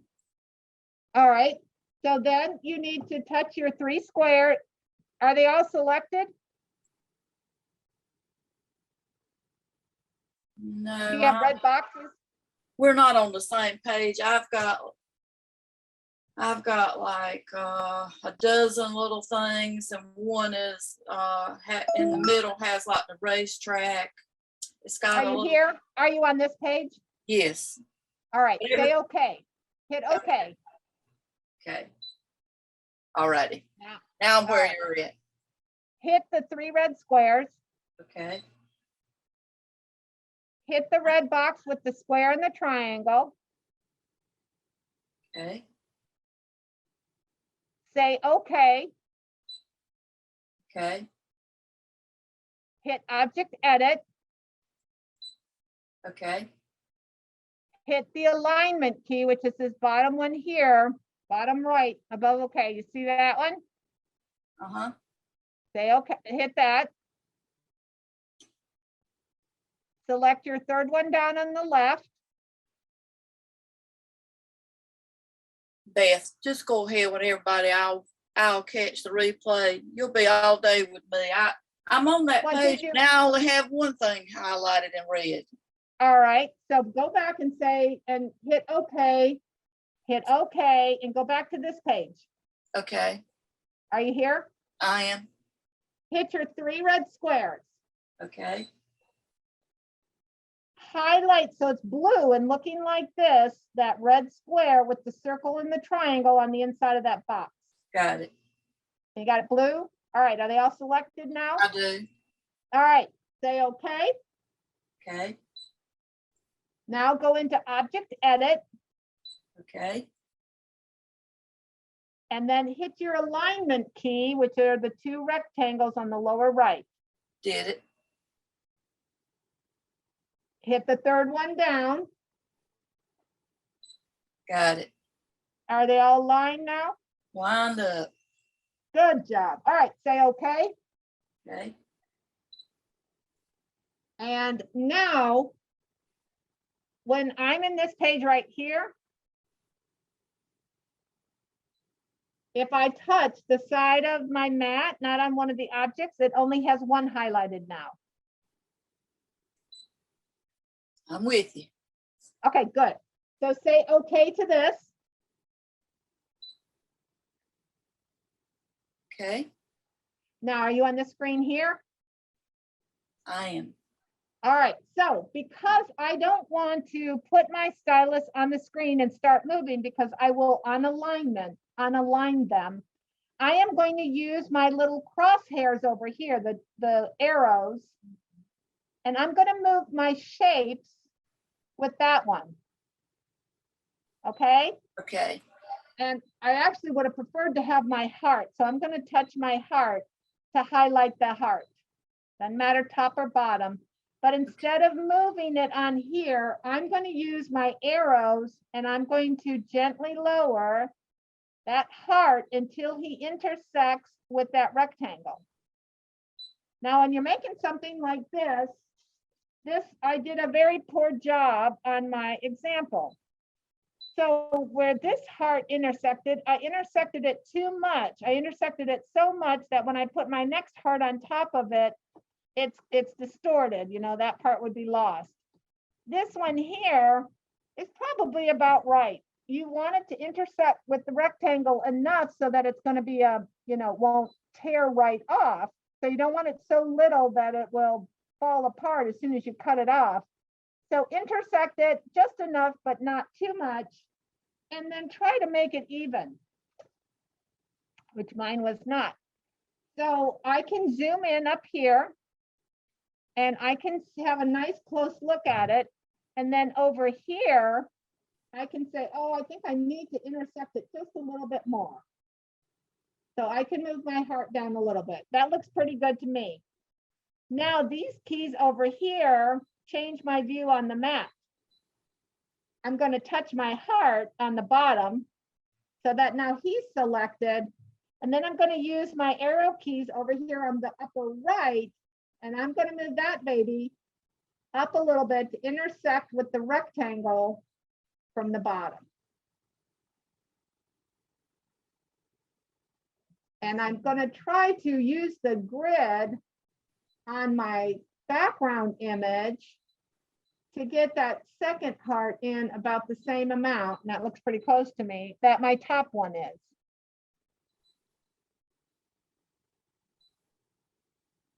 And if I need to go even more to zoom in and see, if I really want to be precise, I can actually go up to 400%. And then use the scroll keys. And so there I could be even more precise. And actually I see that, oh, they look pretty good. So you can really get precise if you wanted, depending on how critical this project is. And when you're satisfied that both of them are intersecting, then we have the capability to weld these three shapes into one shape. So say, okay. You with me, April? I'm with you. All righty. And say, okay again. Okay. And now we're going to go into Object Edit. And, oh, I'm sorry, I forgot. All right. All right, I messed up. So go back, say, okay. I need to select all three of them again. Right now, I only have one selected and I can't weld one object to itself. So I need to select all of them again. So are you here, April, or you can see the three boxes? I am. Good. Go ahead and tap on it. Go ahead and highlight the square with the two shapes. Gotcha. And now they're all highlighted again. Go ahead and say, okay. Hit Object Edit. And now those keys light up for me again to use. And this time I want to weld it. And I think the welding thing looks like a little key. Go ahead and hit the welding symbol. And now he just asked me, hey, is this okay? You like what it looks like? Yes. If you do, and you say, okay, it does tell me that it's irreversible. So if it ended up, it was no good, I would have to start over again with my shapes. But I'll take it no matter what. Okay, good job, April. All right, say okay. All right, so you can start over. You haven't welded it yet, right? Good. So just X out or cancel whatever the thing was. There you go. And now you can select that heart, move it forward. So Ardell did not like how her shapes were intertwined there. So yeah, there you go. And then move, and then just remember that you'll have to go back and select all of them again in order to weld them. Okay, so you'd have to select all of them to do that too. Do you feel comfortable enough to move on, Ardell, that you know how to do it? Okay, then tell me where you're at, we can go back. All right, so Ardell was not happy, so before she made it a permanent weld, she's going back and she's editing. All righty, but if you are okay with it, now wait for you, Ardell. You got it? You like it? All right, you have them intersecting then? You got them all? All right, good. Are all of them selected? Okay, good. So then hit your Object Edit. Oh, then hit Weld. Say okay. Yay, good job. And that time then you did it all by yourself, so that's good. All right, so if you like it, you can say okay. And okay again. And then this is when I come to options. So we're not going to take the time to cut this out because I wanted to get through a few more things here. But if you wanted to, this is when you would put your piece of paper on either your low tack mat, depending what you're using, or your standard one, if the low tack's not sticky anymore. And then you would hit the scan key, which is this one right here. And we would scan our mat with the paper that we're going to cut out. And actually with this one, if you'd see, I could probably go in there and edit, Object Edit, and I could make two of them on there probably. so that I could cut a couple of them, and I probably could be even tighter and fit maybe even 3 on there. Or I could make it a tad smaller and make sure I can fit 3 on there. So then if we had to do a lot of these place cards, what you can do, after I say okay here and okay again, I could just tell it, hey, I like this so much. I know I'm going to use it again because I got to cut 100 of them for a wedding. You can hit save, and then it would be saved into your machine, and then you could access it again if you want to. Okay. All right. So now we're going to go to the next project. If you're okay, April. Yeah, so I can actually save this now and cut it later. Correct. And then all you would have to do if you decided you did want to make one of these, I did cut another heart for the background. You would just have to make sure that it was smaller than that 3.73. And then you could just paste all these things on. Now, one thing I didn't do with this one, but if you had a bigger intersection between 2 places that you have to fold them, in your patterns, you actually have a dashed line so that you can score the paper so that it folds much more easily. So I use that when I'm making cards, especially on cardstock. It's very hard to get a nice crease. So you could put this dashed line on the center of the cardstock, and it would cut a dashed line so that you could fold that card more easily. Or if you were making a coupon, it could be a tear off coupon, for it. You could make it a perforated thing. Okay. So that's in the patterns. And if it's like way at the bottom, you have different lines. You got pretty lines that you can cut. So if you wanted to do a scalloped edge on that card, you could cut the edge of that card off and have it a pretty little pattern. And then it's got all these different lines that you can cut. Straight lines, dashed lines, smaller dashed lines. So all that's in your pattern, the one with the square and the circle. Okay, that's all in there. And that's again why I do like that. But you could just download it to your computer instead if you don't want to waste the printing of all of it, and then just keep it on a file somewhere in your computer. Okay. All right, so that's that project there. So since I am done with this, I am going to go ahead and go home. So I'm going to hit my little home key. Let me take a second to focus. I'm going to hit my home key. And if I didn't want it, it's all right that I delete it. If I did want it, just make sure you saved it. And I'm going to say okay. And it brings me back to my home page. All right, so the next thing that we're going to do, April, you're probably just going to have to watch this part unless you've got something at home that you can use. I'm so sorry, these tables are so hard.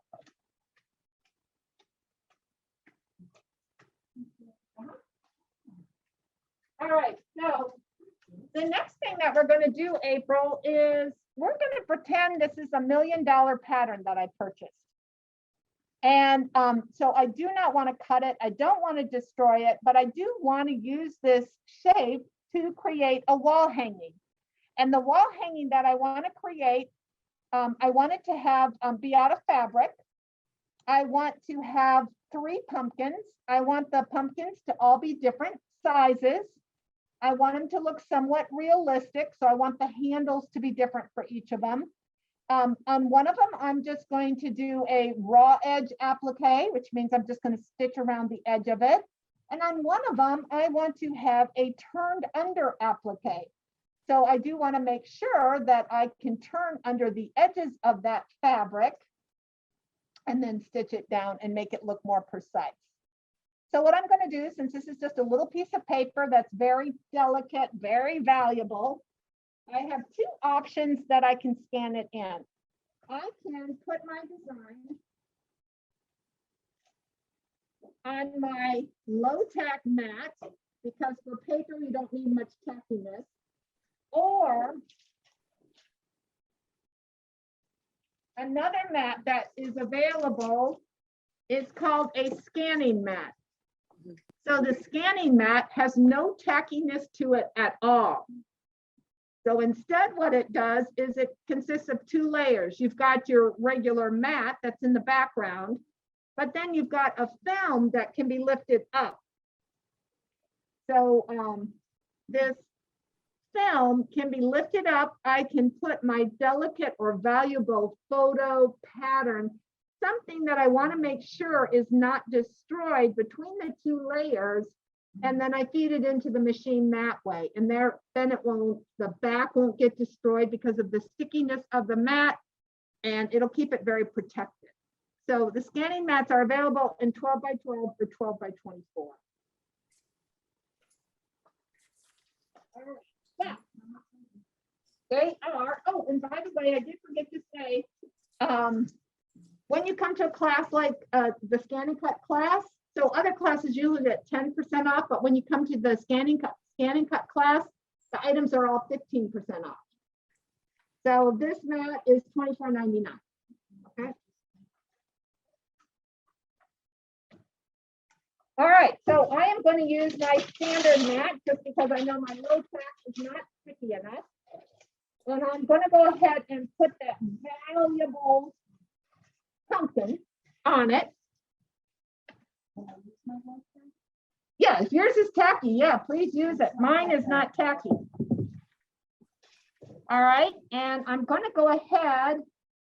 So do you have anything you can scan in, April, near you? Do you have a pattern, anything? I do, but I'm not gonna go look for it. I've taken Well, up how enough about- time. How No, about on a piece of paper, just draw flower? a piece. Yeah, I'll just watch take you. I'll watch Okay. you. Go All ahead. right. So again, in feeding this, I just want to make sure that it's between the bumpers and that it's going in straight, and I'm going to hit my little feed icon there. So I am just putting this pattern anywhere on the mat that I want. All right, Oh, so you're so not using the scanning mat for this? I am using the scanning mat. Oh, I'm not using the photo mat. I'm just using a sticky scanning mat to hold that piece. Did you buy a photo mat? No, I requested one, but they didn't have one. I'll Okay. get that from you. Okay, all right. So if this was really valuable and antique and I wanted to make sure not to destroy it, then I would certainly put it on a photo mat, scanning mat. Gotcha. But I mean, I was being funny. I got so you. Anyway, I got you. I don't mind. But that's why I love this machine, is because you can take any, applique pattern out there. And if you can't fit the book in, you can't put your book in here, but just photocopy whatever pattern you want from your book. And then you can put it on the mat and scan it in. Well, that's good. Coloring books. So Ardell is saying coloring books work well, especially the adult coloring books. Oh, that's a lot of designs. Yeah, so you have to be a little careful, because what's interesting on this is somebody brought in some really beautiful paper one time. They wanted to test what the Scan and Cut could do. And it was actually an older Scan and Cut too. I think it was back to the 650 Scan and Cut. And it was an intricate, beautiful paper with birds and lines and leaves. And I mean, it was full. But she wanted to cut the birds out or something. I forgot now what it was she wanted out of it. So I said, okay, well, let's do it. It was a big 12 by 12 sheet of, beautiful scrapbooking paper. So we scanned it in. It took the poor machine, I want to say, a good 15, 20 minutes, but that baby figured it out. And what he has to figure out is he has to find a starting point and a stopping point for cutting. So he has to be able to trace the line and find a way out. And it was able to do it. So there are some limitations on this machine, but doesn't hurt to try. So, all right. So we want to scan. And this time we're not going to directly cut it out. We want to scan it to cut data. So go ahead and scan to cut data. And again, our pattern here is black and white. So we're just going to keep the 12 by 12 and the black and white scale and go ahead and say start.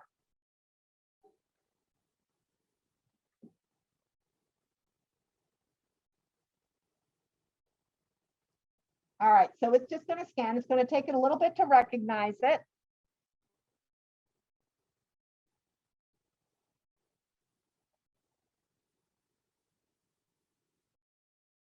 All right, give it some time. And because I'm not going to cut on this, as soon as it's done recognizing it and brings it in, just to get this mat out of my way from in front of me right here. And my image came in well, so I'm good to go. I'm going to go ahead and use my little mat icon here and spit the mat out. Okay, and set it to the side. Oh, another thing. So anytime you do put something on your mat, like fabric, or if you were to put a photo or anything, make sure not to leave it on the mat.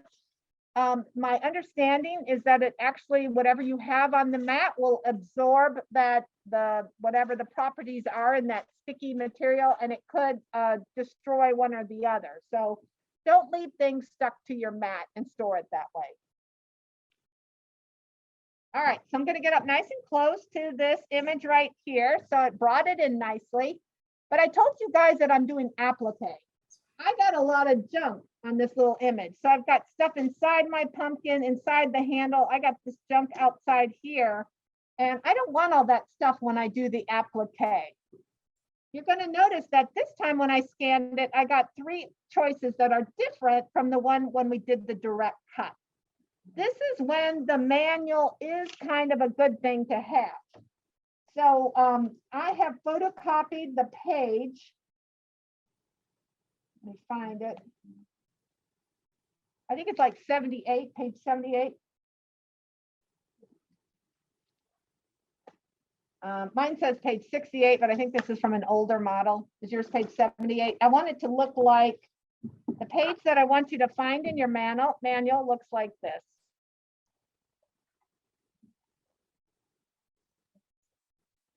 Are you able to find that?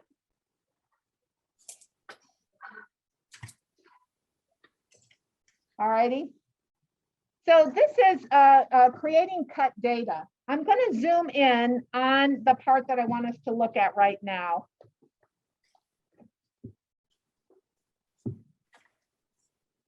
And this is from an older model machine. So you can see the icons are sitting on top of each other. In our machine, we do have them sitting in a row like that. All right, but the icons are the same and haven't changed. So let me give it a moment to focus.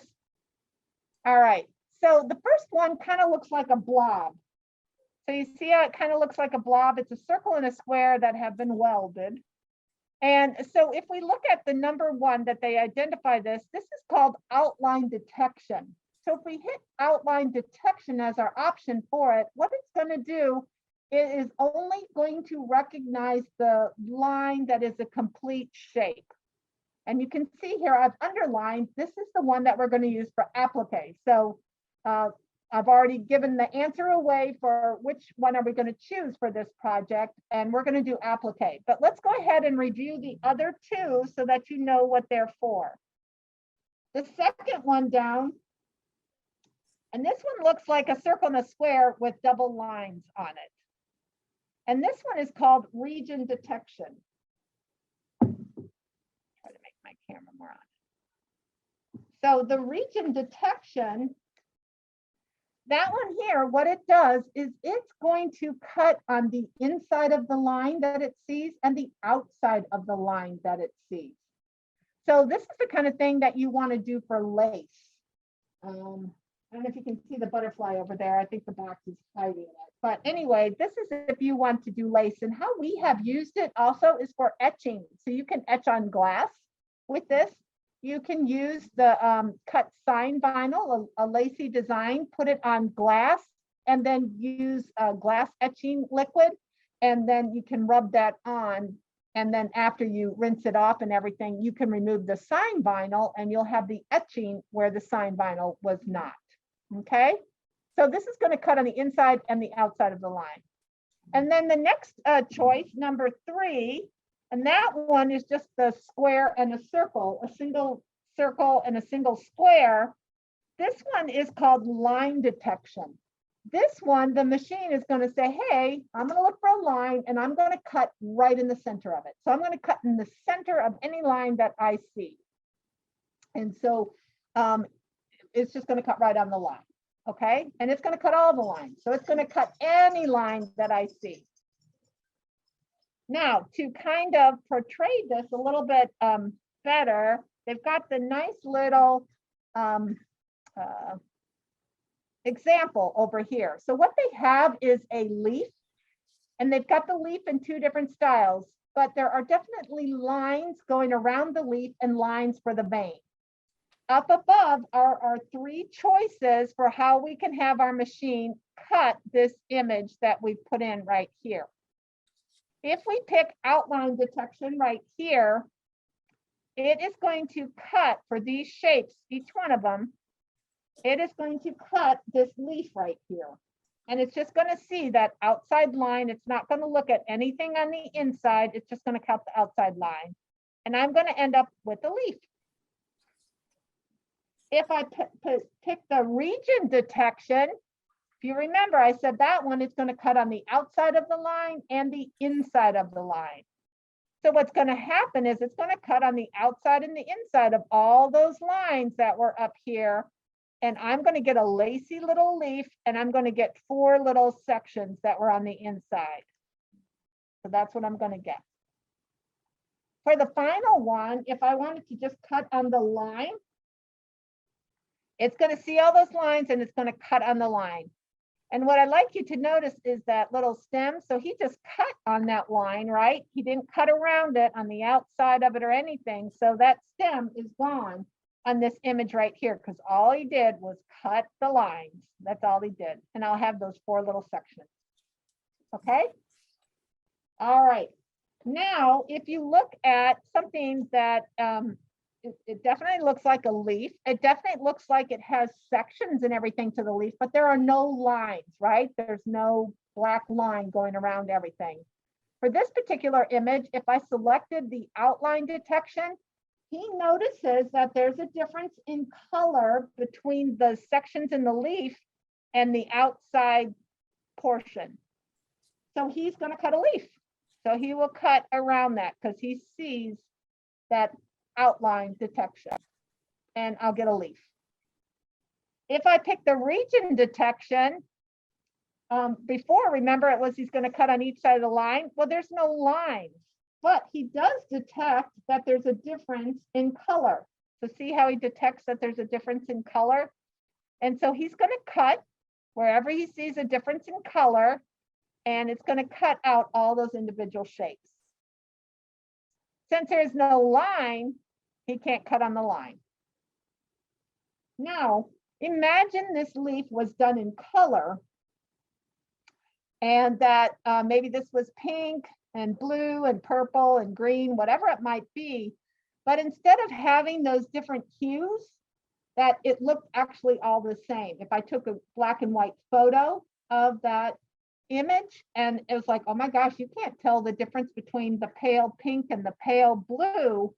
That is when you need to turn on that color icon, because in the gray mode, he can't tell the difference between shades of all the same depth or whatever.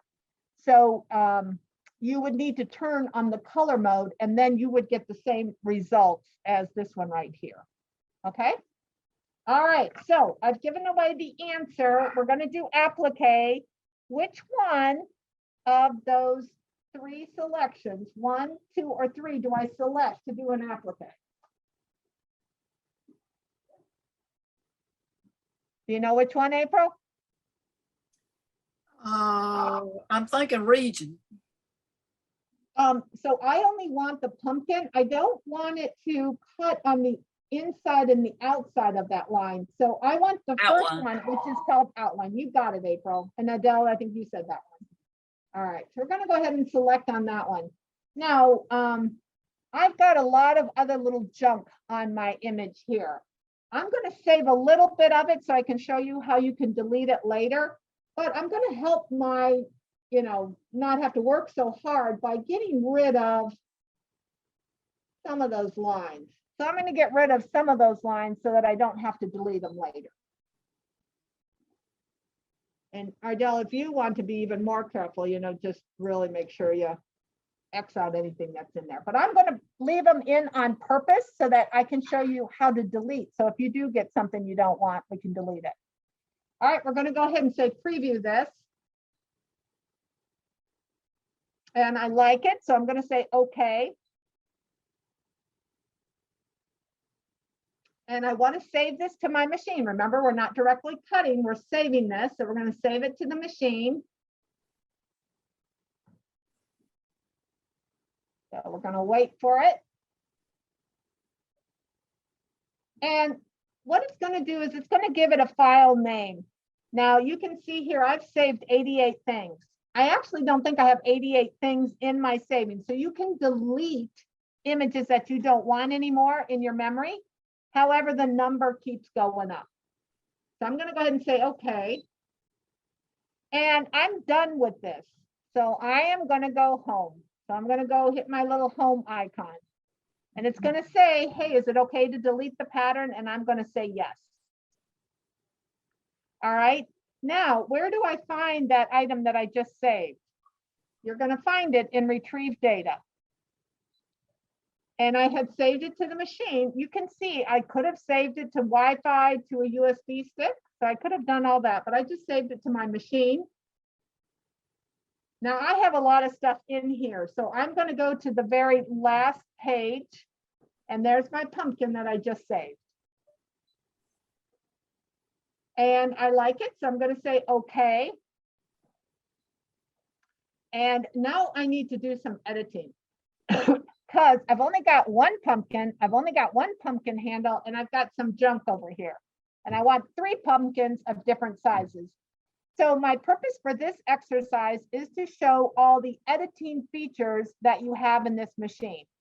So let's go ahead and hit edit. Now, one of the things that comes up is this little trash can here. So that's what I'm going to be using because I didn't delete all this little junk over here. It automatically selected one of those pieces that I want to delete. So I'm going to go ahead and hit my trash can. And I'm going to say, yep, delete that.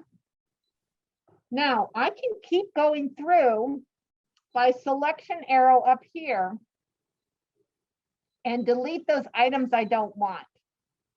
Or I can go into my 3 squares, hit this one here that is going to select just what I tell it to select, take my arrows, and this is particularly good to use, by the way, if you've scanned in something that has 2 patterns on it and you only want one of the patterns to use, you don't want the other one. So I want to get rid of all that stuff over there. So I'm going to say okay. And now you can see that it selected all those pieces that I've decided I don't want. I'm going to say okay. And I'm going to take my trash can and delete all those. Now, I want to make sure that I have only 2 pieces, the pumpkin and the handle. So if I hit my select, handle, pumpkin, handle, pumpkin. I've got 2 items, and those are the 2 items that I want. Now we're going to go ahead and hit Object Edit. And let's keep the pumpkin highlighted for now. And we're just going to go through all these editing features that we have. So go ahead and touch the first one. And that one's a square with an arrow. And that one means size. So we've already seen this screen before. So if I hit the plus sign, it's going to make that pumpkin huge. All right. If I want it to be a little bit more realistic, I can use my little diagonal line with the arrows, and then I can say, you know what? I want a tall, thin pumpkin. And I'll move them out of the way of the handle just so that's not confusing. All righty.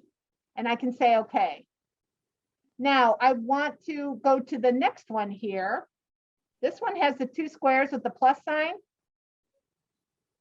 And remember I said I wanted 3 pumpkins? So we're going to go ahead and hit 3.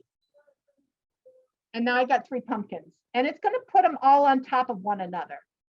I'm going to touch the handle. And now I can hit that I need 3 handles.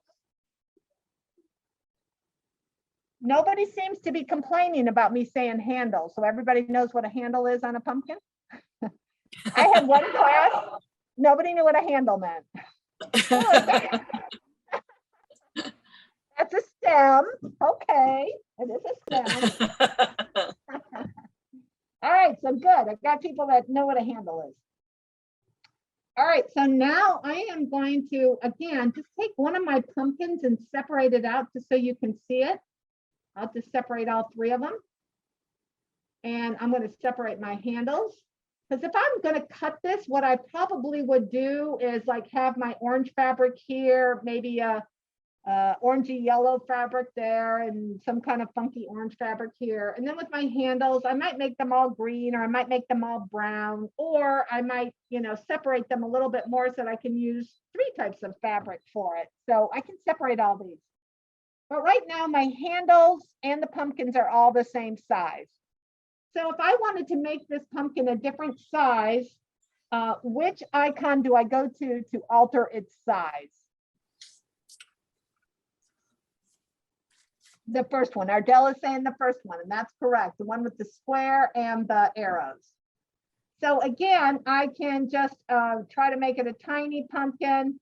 I can hit my little icon that makes it so I can work with 1 dimension at a time. And how about we just make them a real squat? Something like this, and I wanted to do 3 different sizes. Uh-huh. I know with this, because I did this different than this, I have to use percentage here. Oh, very Because I good. can So remember what percent. good job. So what Ardell is saying, and I haven't used the percentage, but that would be an exact good use of it, is that another way that you can change the size of another one is you can hit the percent. And so I can say, hey, I want this one to be, you know, whatever percent you come up with than what the original one was. Very good. So what Ardell is saying is that maybe with the percentage, it's an easier number to remember than a size. So that I can now go into the stem and say, hey, you know, make it smaller. So that'll fit that one up there. That one, I can make him bigger. Or my big one up here.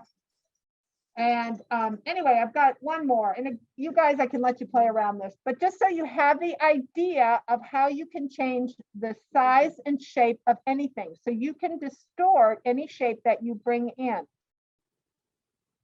All right, so I'm going to say, okay. And we've already used that 3rd icon over, but why you might need to use it here is that perhaps when I put my fabric in and I scanned the background of it, I put my orange fabric for this pumpkin sideways.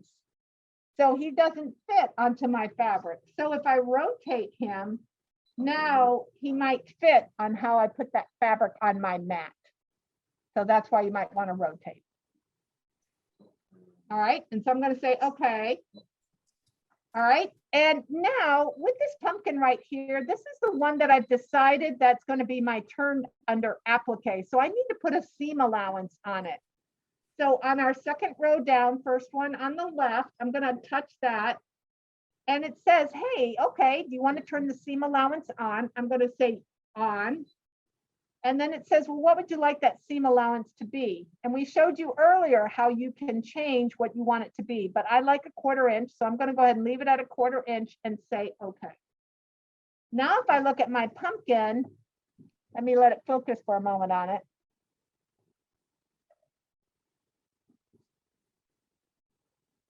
Now you can see that my pumpkin has 2 lines. So if I wanted to, I could bring this project all the way to the end, scan in my fabric, put my pumpkins and handles on top of what fabric color I want them to be. And instead of hitting the word cut, I could hit the word draw. And this machine would know that it needs to draw that seam allowance line. And so it would draw that inside line. And then after it drew that line, I could say, all right, now I'm ready to cut. And then it would cut the rest of it out. So this is really, really useful when I have to do circle appliques. If you've ever tried to cut a circle, it is super hard to cut a nice circle. The scan and cut machine will cut the correct size that you want, because you just say, hey, I need an 8-inch circle, I need a 7 3/4-inch circle, whatever you need, and then put your seam allowance on it, and you can have it draw the line. Now, why I like this particular tool and have used it a lot is that when you do applique, I've tried to do the Hawaiian applique. You know, what's it called? Is it called Hawaiian applique? What's it called? It's the Hawaiian. So the Hawaiian quilts are all applique, and they're usually of pineapples and what kind of leaf is that? The philodendron, I think it is, or something. Anyway, what you do, and I started a quilt that's never been finished, it will probably not finish, is you have to take a tool and turn under and whip stitch the edges as you go. So you have to go all the way around and turn under a little piece of the fabric along this intricate edge. However, super easy. And long time ago, we did a class using this method. Is what you do is this pumpkin right here. So I would cut that out, have my seam allowance line drawn on it. I'd take a piece of interfacing or a piece of muslin or anything that I wanted. So right sides together, right on that seam allowance. So I would put that pumpkin right sides together, which, by the way, that brings a new point. If I'm drawing the seam allowance on this pumpkin, I am going to put my fabric right side down, because I want to draw on the, the wrong side of the fabric, right? Because that's what I'm going to sew on. So I put my 2 pieces of fabric, or my fabric and my interfacing, right sides together. So right on that little line that I drew, cut a hole in the center of that interfacing, turn it right side out, and then take your turning tool to press out those edges and press everything down. I can then just applique right on, and you will have a perfect circle, a perfect everything. So it's a really good tool. And if you use water-soluble thread, when you sew those 2 pieces together, what you do is you press it with a dry iron after you turn them right sides out, and then you take a little steam, the thread dissolves, and now you've got a perfectly turned under applique, and you don't have the extra bulk of that fabric. So pretty cool. All right, so that's the seam. All right, my next one over is the 2 arrows pointing at a line. And all that one's going to do is mirror image. And with this one, if you remember, I said I had to draw on the back side of that fabric. So I would want to mirror image this object, because I'm going to be cutting him out upside down. So if I mirror image him, think about letters. If you want to do letter applique, again, if you want to do this turned under, just make sure that your letters are reversed so that when you cut it out, it's right side up. Another good example of this is heat transfer vinyl. Heat transfer vinyl, you actually cut from the wrong side. So heat transfer vinyl. Here's a piece of pink heat transfer vinyl with a lot of glitter on it. The carrier on this is a plastic, it's a clear plastic. And on the back side of this heat transfer vinyl is the heat transfer product itself. And you don't want to cut on the plastic side because you want to keep that carrier intact. So you want to cut on the back side of heat transfer vinyl so that if you've got a name or letters or a whole sentence, whatever, you can weed away the part you don't want, keep all the letters on the plastic carrier, and then you can put it on your shirt. And this is the side that you would fuse down. So you have to do mirror image on objects that you put on heat transfer vinyl. Okay. All right, so that's the mirror image. The next one over, I'm going to tap on a different pumpkin. Has a little pencil with the black area. And so this is that fill pattern that we talked about a long time ago. So if I turn my fill pattern on, go ahead and say, okay, you can see that instead of cutting this out, I could color my pumpkin in. And then I can do, we went through that, how you can change the angle and you could make it solid or use different lines or use them closer together. So that's your fill. The next thing is, let's highlight another pumpkin. And this one is a triangle, and you can see how some of the lines on that triangle are darker.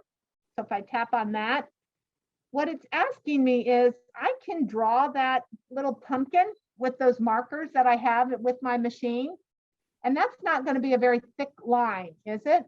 So I could tell the machine, hey, I really want that to be heavier, darker. So I could turn my additional line on. I can tell the machine how many I want. So I can do 1 or I can do 2. And then I can say, well, how far apart do I want that second line?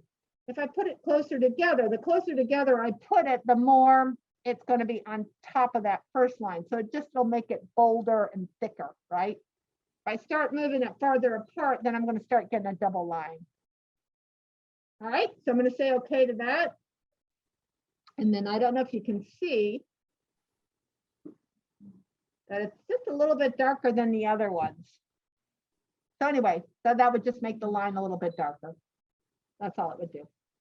And then the next icon, I'm going to touch a handle, is this racetrack that we saw before. And so all that one's going to do is it's going to offset that cut line just a little bit. So if I did want to do raw edge, or we also use this for embroidery, applique embroidery, I want to cut it just a little bit bigger than where the stitch line is so that it catches all the fabric. So I can just say, hey, I need you to go out a little bit away from that original cut line so that when it does the tack down stitch in embroidery, it'll catch the edge and not just stitch right on the edge. So this is how I can add a little extra to the edges of an applique so that that tack down stitch will catch it. You all right, Adele? All right. No, good. All right, good. All right, so I'm going to say okay to that one. And then remember how I told you earlier, I leave the icons on for features I don't have, for premium features. So right now I have the paper piercing icon on there. Okay, let me get back out of here. Are you on this page right here? Yeah. Okay. So on my particular Canvas workspace, I have not purchased the paper piercing product starter kit. However, because in my settings, I said, go ahead and show those premium functions. You might have yours turned off. Do you have that little paper piercing thing on? Okay. So I could delete this, but just to show people that do have this premium function, there it is. And so if I had it on, I could say, hey, turn it on the dots. And so it will punch holes on the dots. So now I will have turned it from a cut file to a punching tool. And I can say how far apart I want the spaces. Yeah, I've got an example out there I can show you. So it's, they use it a lot for doing cards. So they're little dots. So it's not really to tear it away. It's just decorative. Oh, you can do that. That's not for the embossing part, like for a fold, is it? Not No, embossing. so this is a decorative tool, usually for card making. Gotcha. No, it's not the to make up the embossing. The embossing is a different one, and the embossing uses a different tool, which just puts pressure and doesn't make a hole. You Gotcha. got it. Yep. All right, so we have gone through all the, what do I want to say? All the editing features that we have available. So do you guys have any questions on any of those? And there's one more thing that yeah, 4 o'clock. So one more thing that I want to do. And that is talk about fabric.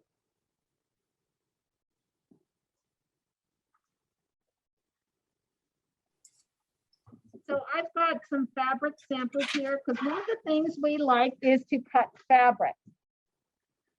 And there are different products that we can do.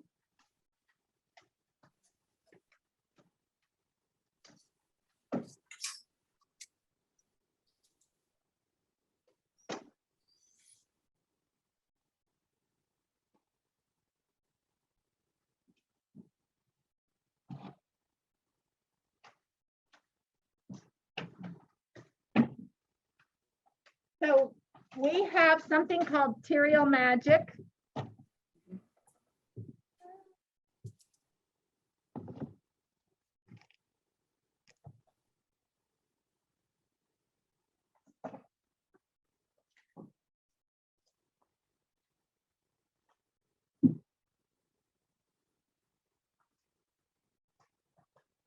And we have something called Best Press. And this Best Press, I use my scan and cut to label my Mr. bottle and the little irons in your machine. So I love these Mr. bottles to spray my Best Press and everything on. Are you guys familiar with Best Press or Material Magic? Yes. So when we cut fabric, we can cut it 2 different ways, but either way, we have to stabilize the fabric so that the machine can cut it well. So that's why they introduced the fabric mat.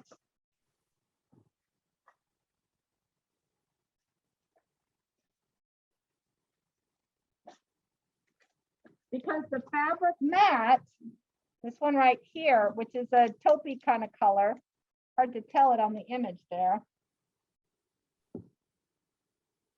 It is taupe.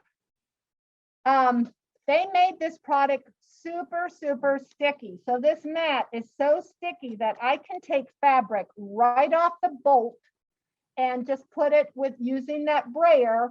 I can flatten it on here and it will do a great job cutting it out. Fabric, as you know, the little threads, you know, the wovenness of it makes it when you cut, through a woven section. So like if you're doing curves and corners, it might do a little fraying on you just because it's pushing and pulling those threads a little bit. When you cut it on this mat, it actually holds it really well. But when you try to pick the fabric off the mat, it kind of holds some of the fibers. So actually, I don't know if you can see the little image of the kitty cat that I cut up there, but you can see it did pull some of the fibers and everything off the edges of it. So it's going to distort the edge of that object you're cutting just a little bit. So how you can make it not destroy it, one is use that metal spatula to pull it off the mat so that you're not tugging on the fabric. So make sure you gently pull it up. But the other way that you can make it not be quite so thready is you can use either the Material Magic that I was showing over here, or you can use the Best Press product. And so I'm going to show you the difference. This particular fabric was cut with Material Magic. And I don't know if you can tell from me folding this that I'm getting resistance when I try to fold this. It's almost like paper. So this is Material Magic. There you got it. And Material Magic I can spray it on the fabric, let it soak in for a couple seconds, and then iron it dry. And so it's just this nice stiff feeling to it. And you can see this is fabric, just regular cotton fabric. I did this a long time ago and I still don't have any fraying on the edges. I soaked it. So I can, best practice is to, if you spray one side, iron on the other, then it will draw it through the fabric. But if I really want stiffness, I soak it. So I just pour some of the Terrio Magic into a bowl, and then I soak my fabric, wring it out, hang it up to dry overnight, pour the rest of the liquid I didn't use back into the bottle, and then the next morning I iron it. The best press, let me find a sample of best press. This one is best press. So it still has more flexibility to it, but it does give it a little more oomph. And this one I do two ways too. Just like with the Terrio Magic, I either spray it on and iron it a few seconds later, or I spray it really well, let it dry, and then iron it. So I'll let you feel the difference. All right, but both of those things stabilize the fabric so that it can be peeled away. Another way to stabilize the fabric, though, is to put your applique material on the back. This one happens to be an R&K product, not called Applique. I can't think of the name of the R&K product right off the top of my head, but it's an applique fusible product. So what it is, you just stick it onto the back of the fabric, and then you can peel the paper away. Once you cut your shape out, you can peel the paper away and it's sticky. So it's really kind of a cool product. But before you peel the paper away, you can see I cut my images out of here. Now, when I cut on something with a paper backing like this applique fusible product is, I use my auto blade. So I use my auto blade. I use my, I can use my fabric mat. I could use either my standard or my fabric mat. But the point I want to make is don't use your fabric blade because you are cutting paper. So don't use your fabric blade, even though I got fabric on the other side. And I do put it fabric side down. So I would have to mirror image this project. And the reason I put it fabric side down is if I put paper side down on my mat, what would happen to my paper? Stick to the mat. It's going to stick to the mat, and I'm going to be soaking that baby to get that paper off of it.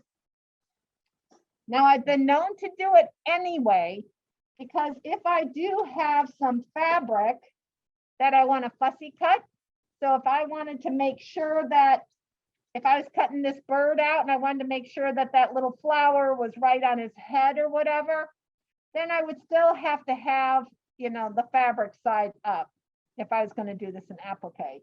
And then I would just be prepared to clean the mat of the paper later. Okay. All right. And then one other thing, this shows fabric directly cut out. So this one was Terrio pressed. I can tell it's got Terrio Magic in it. And this was fabric, and it was a little paper doll fabric. So you can have your machine scan and then cut out shapes. Or this is a mask, and I should start remembering to wearing this mask when I do scan and cut. So this is when I was in the scan making mode. Let me, if I put this down, maybe.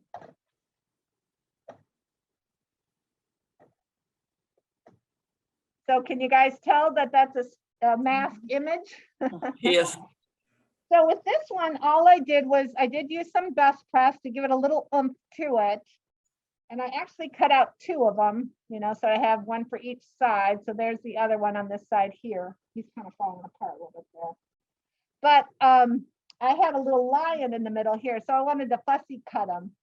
Now, what was wonderful about using the scan and cut to cut the mask is these two shapes that I cut out, they were identical.